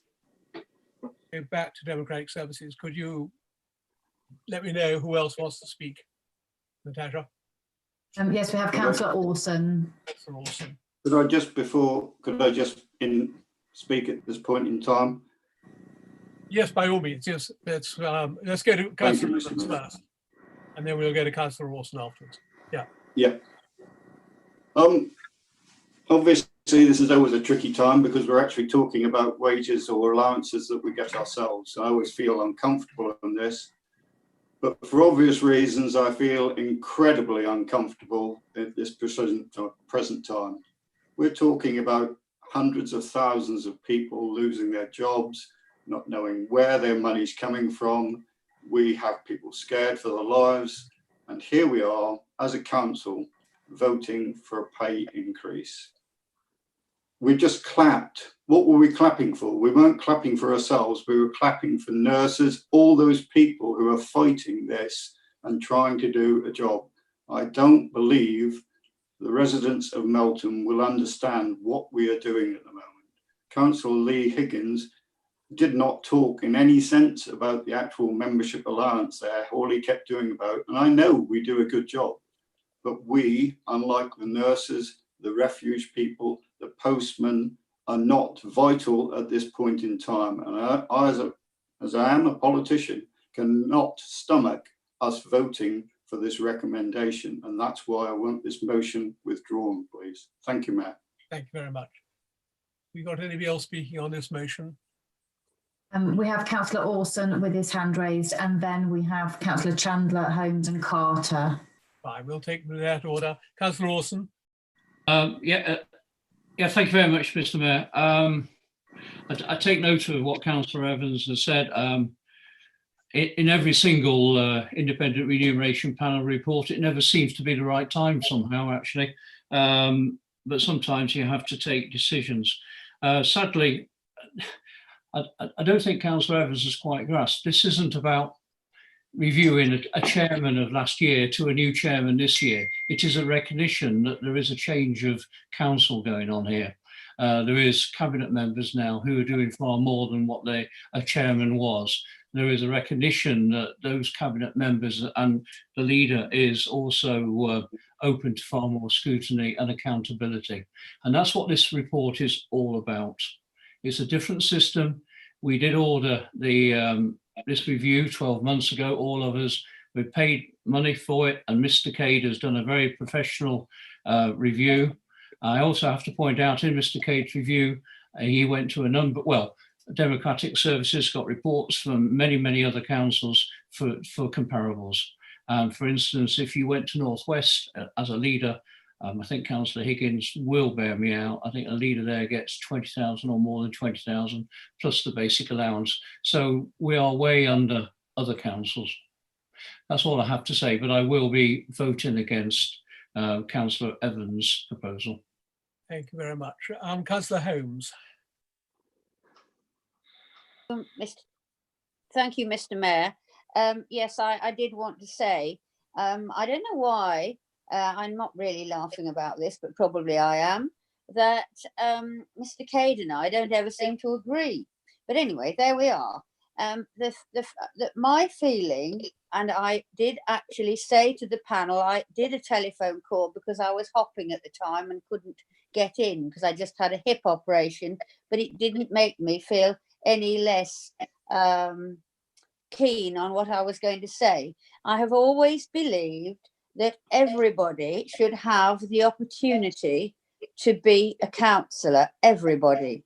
And the work that especially, I'm not saying that the town councillors don't work, but my goodness, the rural councillors seem to be on tap every day. And when the leader was saying that he puts a cap on to hide when he goes to Sainsbury's, it wouldn't matter what I put on to go to Tesco's. I get stopped in every aisle all the time, which is fine because I am out in the community all the time. And I honestly think that if there was any rise in anything, it should be to the councillors who are not chairs, not vice chairs or anything. If there was going to be any rise in money, then it should be to them, of which I said to the panel. I said this to the panel, and I cannot at this time believe that we are going to, because it is at such a terrible time, that we are actually thinking of having a rise. It is not something that makes me feel in the least bit happy. In fact, I think it is really a very bad thing.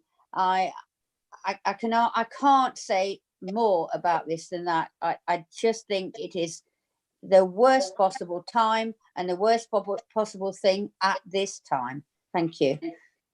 Thank you very much, Councillor Holmes. Councillor Chandler. Thank you, Mr. Mayor. Mr. Cade, I would like to thank for his most comprehensive report with his colleagues, but I think we should remember it was done earlier this year before we've had the devastation of the pandemic. Quite frankly, I cannot support this. I have a neighbour who's set up a company within the last 6 months and he can't get any benefits whatsoever. He's living on his savings with 2 young children and a hefty mortgage.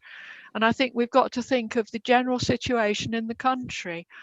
Perhaps the daily paper I take is a doom paper. I don't know, the Telegraph, but I mean, they're predicting all doom and gloom and we're going to be paying for this, or well, I shan't be, but people will be paying for this for the next 50 years. And I think it's the most inappropriate time to even be considering rises for people. Thank you. Thank you very much, Councillor Chandler. Councillor Carter. Thank you, Mr. Mayor. I've got to agree with my four colleagues what they've said. We're in hard times, and I think this payment is suspended for a year. I don't agree with it, and I totally agree with my colleagues. Thank you. Now, Councillor Orson, and then I'll go to Councillor Baines and Councillor Illingworth. Councillor Orson. Come on, yeah, here we go. That's it, yeah. Yeah, it's just very short. I think you have, again, I go back. This is not about promoting a chairman from X amount to Y amount. This is a new system, more responsibility. Councillor Higgins has already talked about his own portfolio growth and the economy. And it's important, Councillor Chandler has already pointed out the difficulties there is in the economy out there. That's why it's important for Councillor Higgins to carry on doing the great work he's doing. As I said earlier, 98% of businesses have actually received their grant money. A lot of that is through Councillor Higgins and his hard work. With reference to the money, actually, it's in the budget. It has been put aside in the budget for next year already. And on the point of Sainsbury's, I did say when I was in a hurry, I wore the cap. Thank you very much. Thank you, Councillor Orson. Councillor Baines. Thank you, Mr. Mayor. I have to admit, I actually agree with Councillor Evans that this is not the right time. In principle, I don't have an issue with reviewing this at a later date, but for right now, I think for me, it's unconscionable for me to support this right at this moment in time. And that's just me on a personal basis. I can understand the report, I respect the report, but for right now, with what our society is going through, it would be unconscionable for me to say that I support this at this time. So I actually agree with Councillor Evans. Councillor Orson, I also understand exactly what you're saying and understand the premise behind the changes, the premise behind your changing governance. I totally understand that. But for right now, I cannot support it. Thank you. Thank you very much, Councillor Baines. Councillor Illingworth. Thank you, Mr. Mayor. 3 points really. In my mind, we are we're not voting ourselves a pay rise here. We're being asked to endorse the recommendation of an independent panel, which was asked to do a review in the light of our changed structure. These are not wages, these are responsibility allowances. And it's quite clear that Mr. Cade and his panel believed that the emphasis of responsibility had shifted significantly since we became a cabinet system as opposed to a committee system. It'd be interesting to note, perhaps some mayors could note, that chairman and vice chairman's allowances haven't changed. This review reflects a change of structure and a different emphasis of responsibilities, and it is a responsibility allowance. So I personally have no problem supporting it, albeit at a time that would not have been of our choosing. Thank you. I see, Councillor Carter, you've still got your hand up, but I'll come back. I've just got to clarify what the leader just said about Councillor Higgins going away above getting grants out and things like that.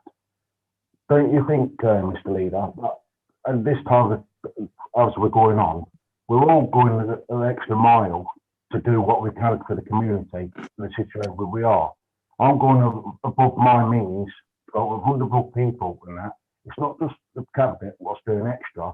All the members are doing extra this time, and that's well, times are hard. And I think we should spend the money. Thank you. thank you. Councillor Evans, you've got your hand up, but do you want to come back at the end rather more than I leave it to the end? Who else has got? Councillor Faulkner. I believe it was Councillor Posnett next. Oh, Councillor Mr. Posnett, right. Mayor. Yep. And then what? Then Councillor Faulkner, or Yes, that's correct. then anybody else? Then Councillor Pritchett. Then Councillor Pritchett, right? Councillor Posnett. Thank you, Mr. Mayor. I must say, I do agree with Councillor Bain's sentiments. I'm not against what has been recommended by the remuneration panel. I know they will have thought about it long and hard, and we're not doing as a council anything that other councils don't do. But in a position of where I've got 2 grandchildren who don't know that they're even going to have a job when this is all over, I don't really feel that deep down myself I can support it. I would be much happier if we could review it, say in 6 months' time or something like that. I would be much happier doing that. But as I say, on the premise of what Councillor Orson said and what Mr. Cade said, I fully support that, but it's just a personal feeling that I feel like I cannot support the increase at this moment in time. Thank you. Thank you very much, Councillor Posnett. Councillor Faulkner. Yes, thank you, Mr. Mayor. When Councillor Evans spoke, he said that about us voting for ourselves a pay rise. Can I draw people's attention to paragraph 514, where it states, for the above reasons, we believe the basic allowance should remain unaltered at 4,900. So we are not voting ourselves a pay rise. It is only the allowance for special responsibilities that's being looked at here, not basic allowances. Thank you. Thank you, Councillor Faulkner. Councillor Pritchett. Thank you very much. I support the results of the review, and in fact the amounts of money are modest for the responsibilities. And as Councillor Higgins has said about attracting people and making it relevant remuneration for the workload, and also to be attractive for people who are in work, I quite agree with all that. But the thing for me is, it's not the time. And I can add to Councillor Chandler a long list of family and constituents here, waged or redundant waged, people investing in businesses on industrial estates that are trying to do different things. There are people who are retail and coffee shops and restaurants doing what they can to just keep afloat. And now is not the time. I support it, but now is not the time. And I do believe it was insensitive to bring it to the meeting. That's the end. Thank you. Thank you, Councillor Pritchett. I go to Democratic Services. Is there anybody else apart from Councillor Evans? We've got Councillor Freer-Jones indicating. Councillor Freer-Jones. Thank you, Mr. Mayor. I just wanted to sort of reiterate what John Illingworth was saying. As somebody that does hold a full-time job and quite an exhaustive full-time job, and also it looks at the same with my colleagues on the cabinet as the extra responsibilities that you have and the extra importance that's put on and scrutiny that's put on cabinet members. I obviously respect everybody's opinion that it's probably a difficult time to be looking at remunerations, but unfortunately the AGM is when the AGM is. We can't decide to change the AGM in line with the standard reports that come out at every meeting, and this is the usual time that this type of report would be considered and would be voted on. So it's not I don't agree that it's an insensitive time, because it's actually usual for us on a council to do this. I work full-time hours, and then I work every evening, and then I work Saturdays and Sundays. It is a lot of responsibility to be an ordinary councillor, because I've also been that, but it's also a lot of responsibility in terms of what we have to take on our own shoulders for on behalf of the council, the community and everybody in it. So I do accept that this is something that we review on an annual basis, and it is the right time to do that. Unfortunately, the circumstances that we find ourselves in are not comfortable for anybody. So it might feel as though it's the wrong time, but actually this is when we do consider it. So I just wanted to make that point. Thank you. Thank you very much. That's very good. Democratic Services, we've got anybody else before we call back? Yes, we've got Councillor Pritchett and Councillor Baines again have raised their hands. Right, just quickly then, Councillor Pritchett, I will call you again. Yes, it's quick. Early in setting the scene for this, I think somebody mentioned that this review was in the papers at last year's AGM, that it was going to take place. Right? As I understand it, people were invited for interviews in February. Right? Does this have to be approved at an AGM, or could it be approved at any other time of the meeting? And if so, the review could have been done earlier and it could have been approved earlier. The point is now is not the right time. The end, Mayor. Thank you. Thank you. And Councillor Baines again. Councillor Want to Baines. say anything? You're on mute. Hi, can you hear me? Yes, can now. Yep. It was just a question I had, Mr. Mayor, for the head of Democratic Services. What exactly is Councillor Evans proposing? Can you just clarify exactly what he's asked for? Well, I believe that he would basically asking for motion for everything to be withdrawn, but I'll hand over to Councillor Evans to explain. Please, but then because I don't quite understand the actual motion. Councillor Evans. Okay, the motion is obviously, sounds strange when you say it, what I'm asking for is this motion to be withdrawn. It doesn't, I have to be, could I carry on with just surviving here? I'm not saying, and I'm sorry, the review panel have done a good job. I have not said that they've done a bad job. It's not that.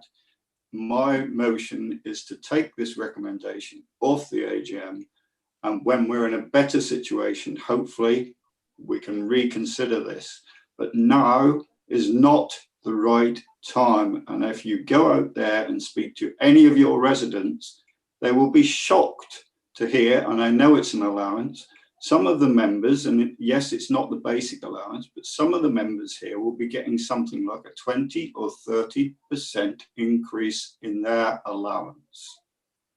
That, if you go and speak to any of your residents, they will be shocked to hear that. Especially, I've lost a relative, my godfather's died with it, and a friend in the village has died with it. I am appalled that someone can even consider putting more burden on this council, and the council is under huge burden at the moment. Even the chief exec knows he is desperately worried about the future at the moment, because the government are having to do so much hard work to try and keep people in employment, and even that is failing. People are dying by the day of this virus, and here we are discussing an increase in the allowance for the members. Personally, and this is an emotive issue, I'm appalled that we should be doing this now. It is insensitive, and I cannot say strongly enough how I wish you please to withdraw this motion. Thank you. I go back to Democratic Services. Does anybody else wish to speak? We have Councillor Orson. Councillor Orson. It was, yes. Yeah, no, not there yet. Here we go. Someone, I think it was Councillor Pritchett, can't really remember now, but I think it was him. Could it have come earlier? The original idea was going to come to the April, where are we now? The April meeting. Anyway, the one that was postponed due to the early days of the coronavirus, whenever that was. Thank you. Nobody else? Democratic Services? Is anybody else? There's no further hands raised. In which case, I will go to the Chief Executive for the vote on this motion. Thank you, Mr. Mayor. So just to clarify, this is a vote on the motion to withdraw the substantive motion. This is not the vote on the substantive motion itself. Okay. So members, I'll be looking for you to confirm for, against or abstain on the motion to withdraw. Councillor Baines. For. Bindloss. Against. Brown. Against. Carter. For. Chandler. For. Child. Against. Cumbers. Against. De Burl. Against. Douglas. Again. Sorry, was that against? Yes, sorry, against. Thank you. Evans.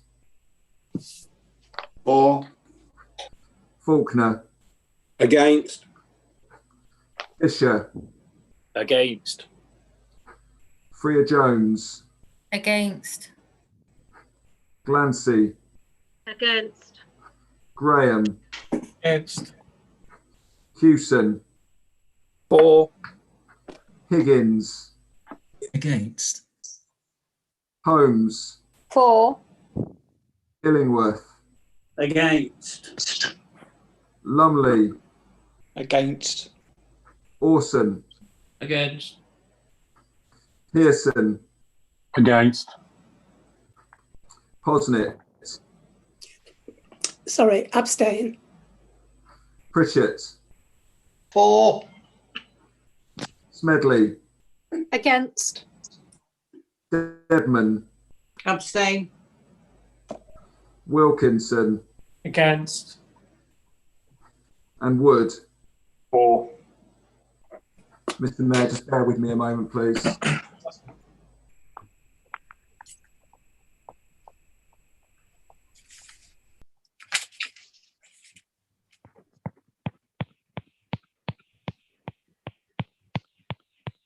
I will look to my Democratic Services colleagues just to confirm this, but I have 8 for the motion, 18 against the motion, and 2 abstentions. Yes, that's correct. I have the same. I have the same. 18, 8 and 2. No, it's 8 for, 18 against, and 2 abstentions. Yeah. So that has been lost. So we then come back to the main recommendation.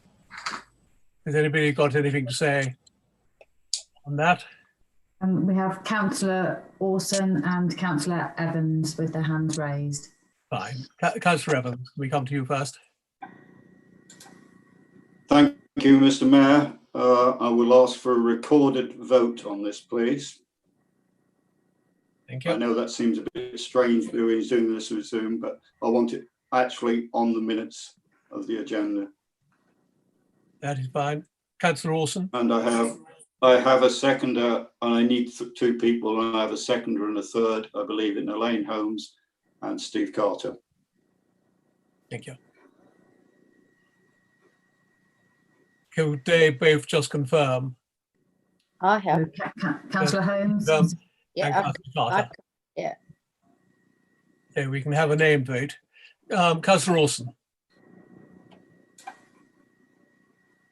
That the council approves 2-1, 2-1-1, 2-1-2, 2-1-3, 2-1-4, 2-1-5, 2-1-6, 2-1-7, 2-1-8, 2-1-9, 2-1-10, 2-1-11, 2-1-12, 2-1-13, 2-2, and going from memory, Mr. Mayor, 2, 3 and 4, I think. Yeah. Does anybody else want to say anything before we go to the vote?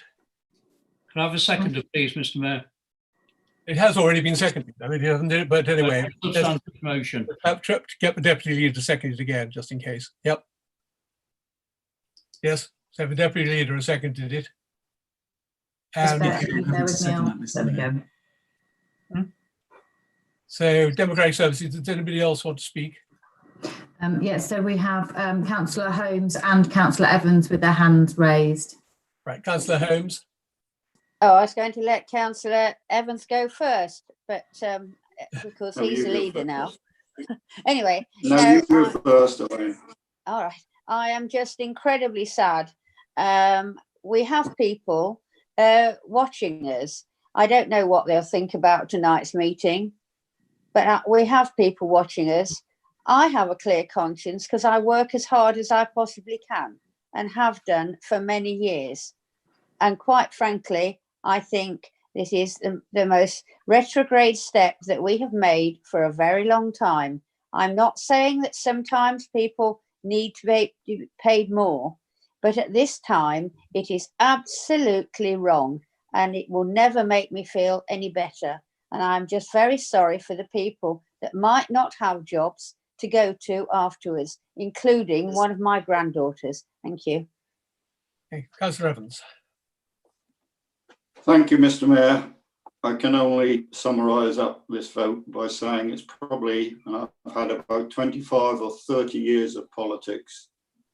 I don't believe some people understand how devastating this virus is. We're in an economic situation not seen in a generation here. A generation. We're effectively in a situation like the Second World War. And here we are as politicians doing the one thing that the general public think we do, which is looking after ourselves and not looking after those people that really matter. And that's why I want it on the paper. That's why I want it recorded, because I want residents to realise what we're doing now. I think it's appalling. It's being backdated too for the year. It is a significant increase and there's no justification for it, Mr. Mayor. Thank you.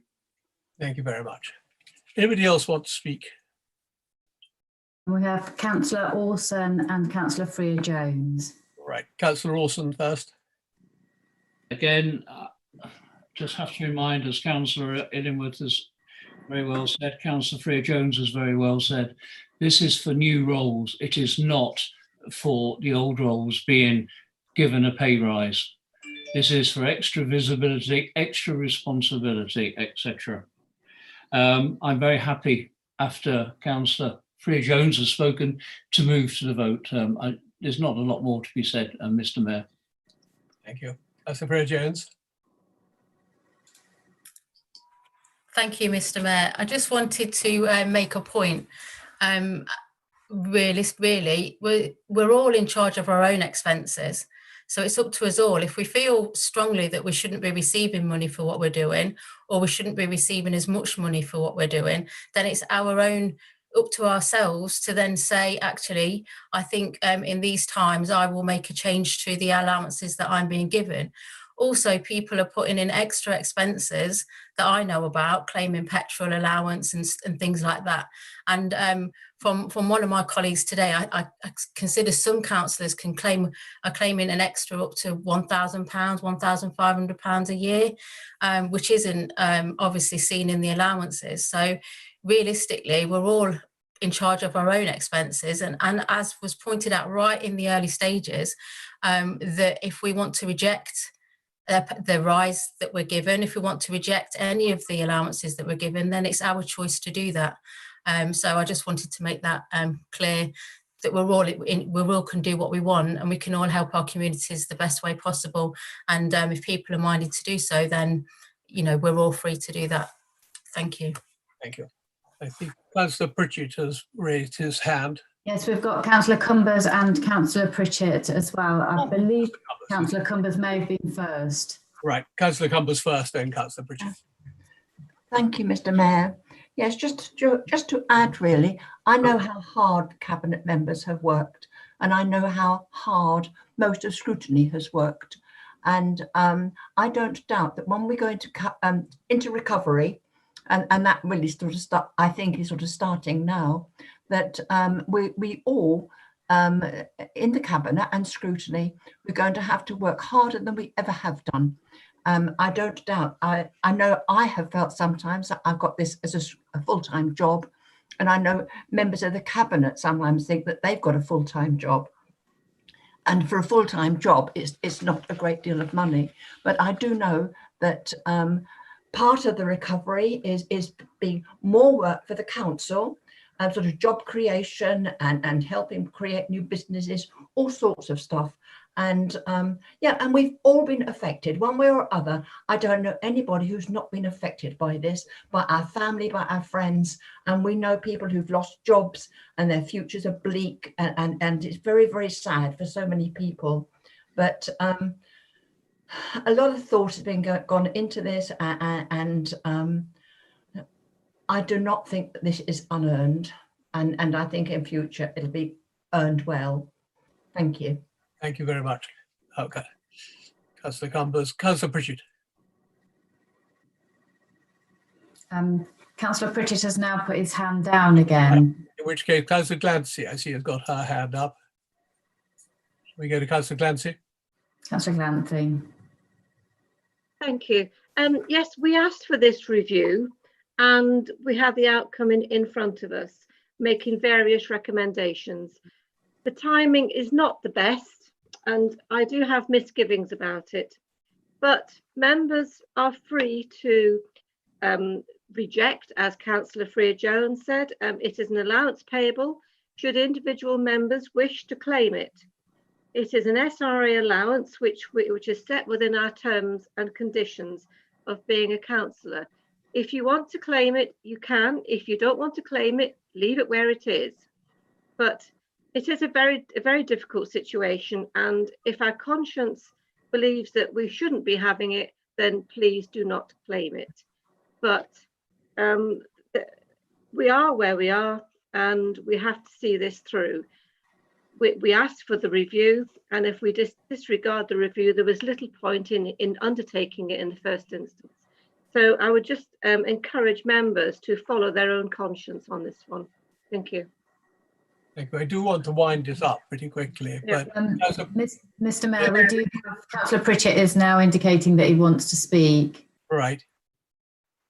Error before, Mayor, technical error. Just quickly, the clarification on the point Councillor Allison made. Mileage expenses are in relation to the costs of running a vehicle and necessarily incurred on council business. Where you do a lot of work, as some of the as councillors do, rural and town, that is not council business. I drive to Melton for various meetings that I can't claim for, people don't claim for. And there was a sort of intimation there that people were making money out of petrol allowances. So I would say it's not the case. It was may not have been intentional, but Thank you, Councillor Pritchett. Councillor Higgins and then Councillor Orson, and then we'll close it. Councillor Higgins. Councillor Higgins. Yeah, thank you, and thank you for everyone's contributions as well. I agree with what a lot of members have said. Is is the timing of that. And any time we voted for this, we have the same debate. It's never the right time. That all said, as the leader has also put forward in consultation when he appointed his new cabinet. Though I'm a beneficiary of being in that cabinet, he has reduced, to offset this, he has reduced the cabinet by one member, and one of my particular portfolio, the responsibilities are increased by that. And I know Councillor Pearson and Councillor Freer-Jones have got quite a lot of those extra responsibilities as well. Just to remind everyone, it isn't about the individual who holds the post, it is the post itself which Mr. Cade and his panel did the review on. And there are other savings that were reviewed on. I think other councillors have touched on them. Reducing the mileage allowance from 65 pence to 45 pence, I think is a right and proper thing as well. And that is the HMRC rate rather than 65 pence. Thank you. That it. Yeah, Councillor Olsen. Thank you very much, Mr. Mayor. And I was very, very pleased to hear you say you were prepared to go to the vote following me. It's just a thought. I think it's best just to advise members that I will be asking for a supplementary estimate following this meeting for next year. So I just wanted to clarify that for you. That is under 2.3, isn't it? Can't remember now offhand because that's one I'm missing, if you remember, Mr. Mayor. See if I can find it.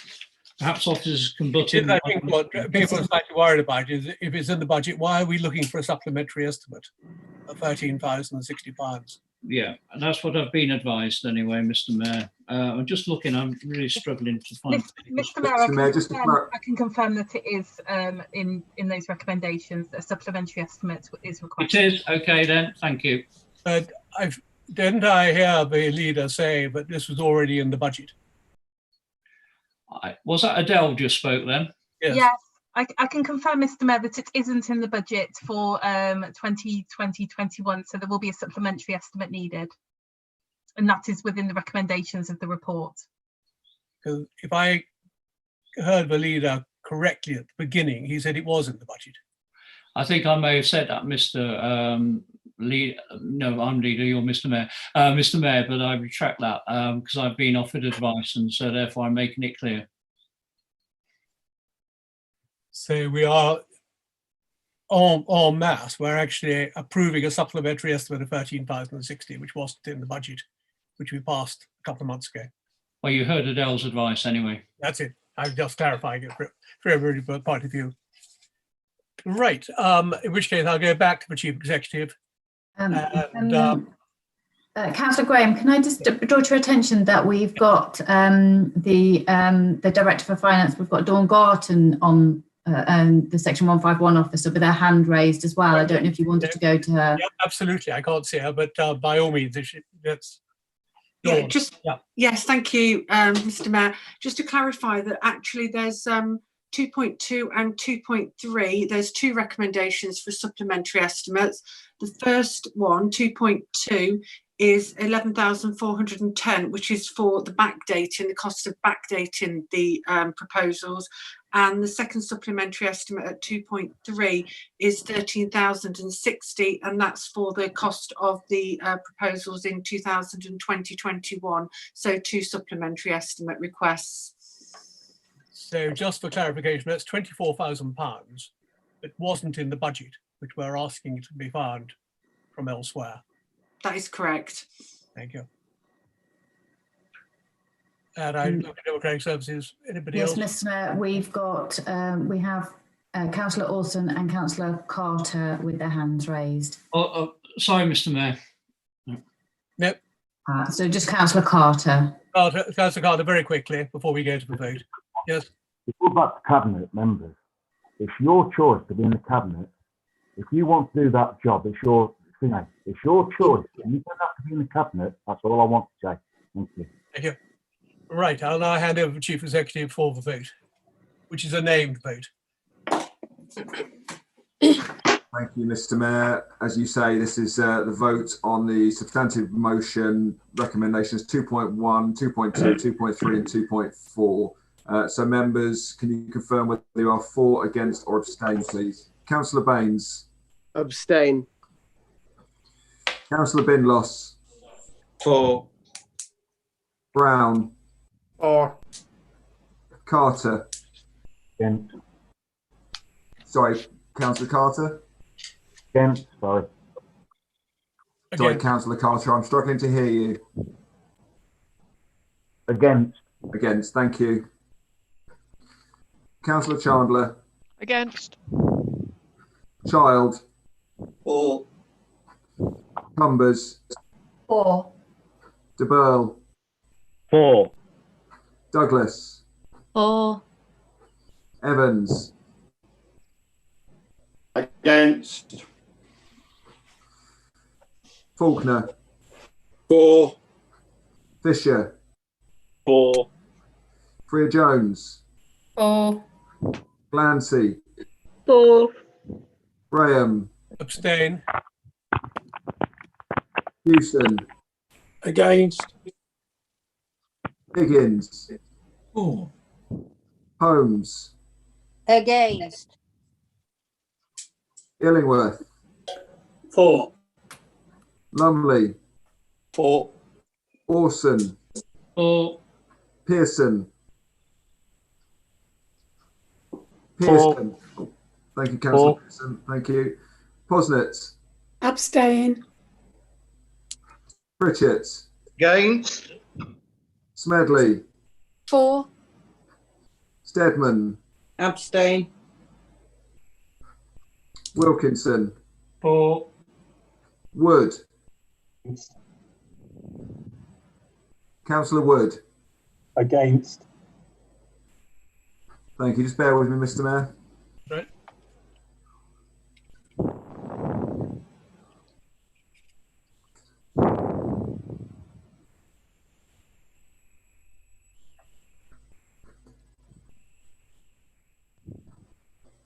Again, I look to my colleagues just to confirm these numbers. I have 17 for, 7 against, and 4 abstentions. That's correct. That's correct.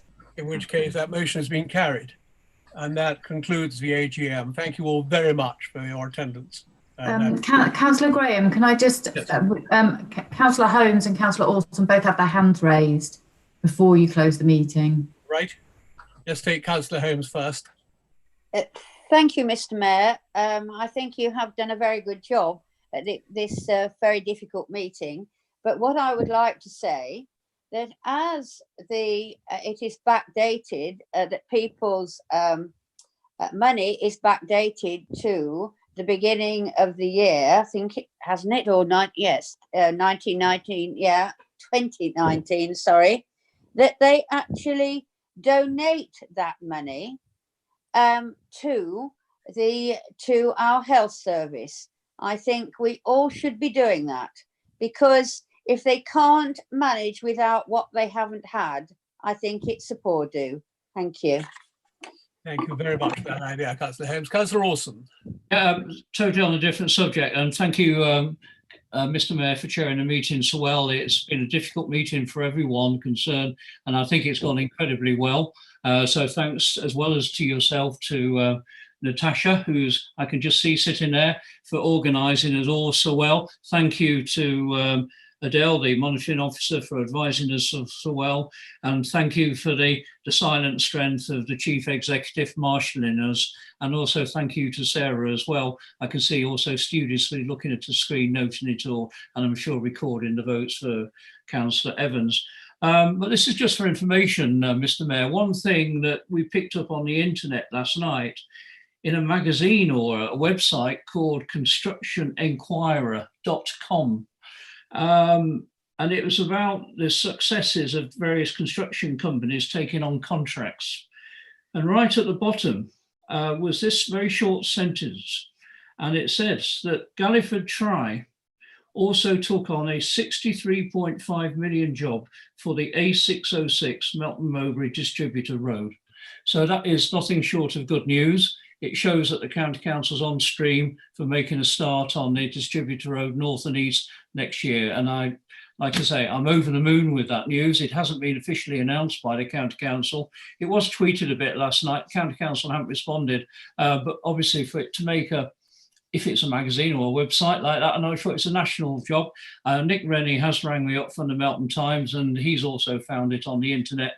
So it's obviously a contract has been made between the County Council and Galliford Try. So all the work that you guys have been doing towards that Distributor Road in conjunction with our partners, the County Council, is coming off, and we're going to see the North East section completed. Hopefully, as I said earlier, Melton's doing everything possible on the master plan that will go to the County Council in time.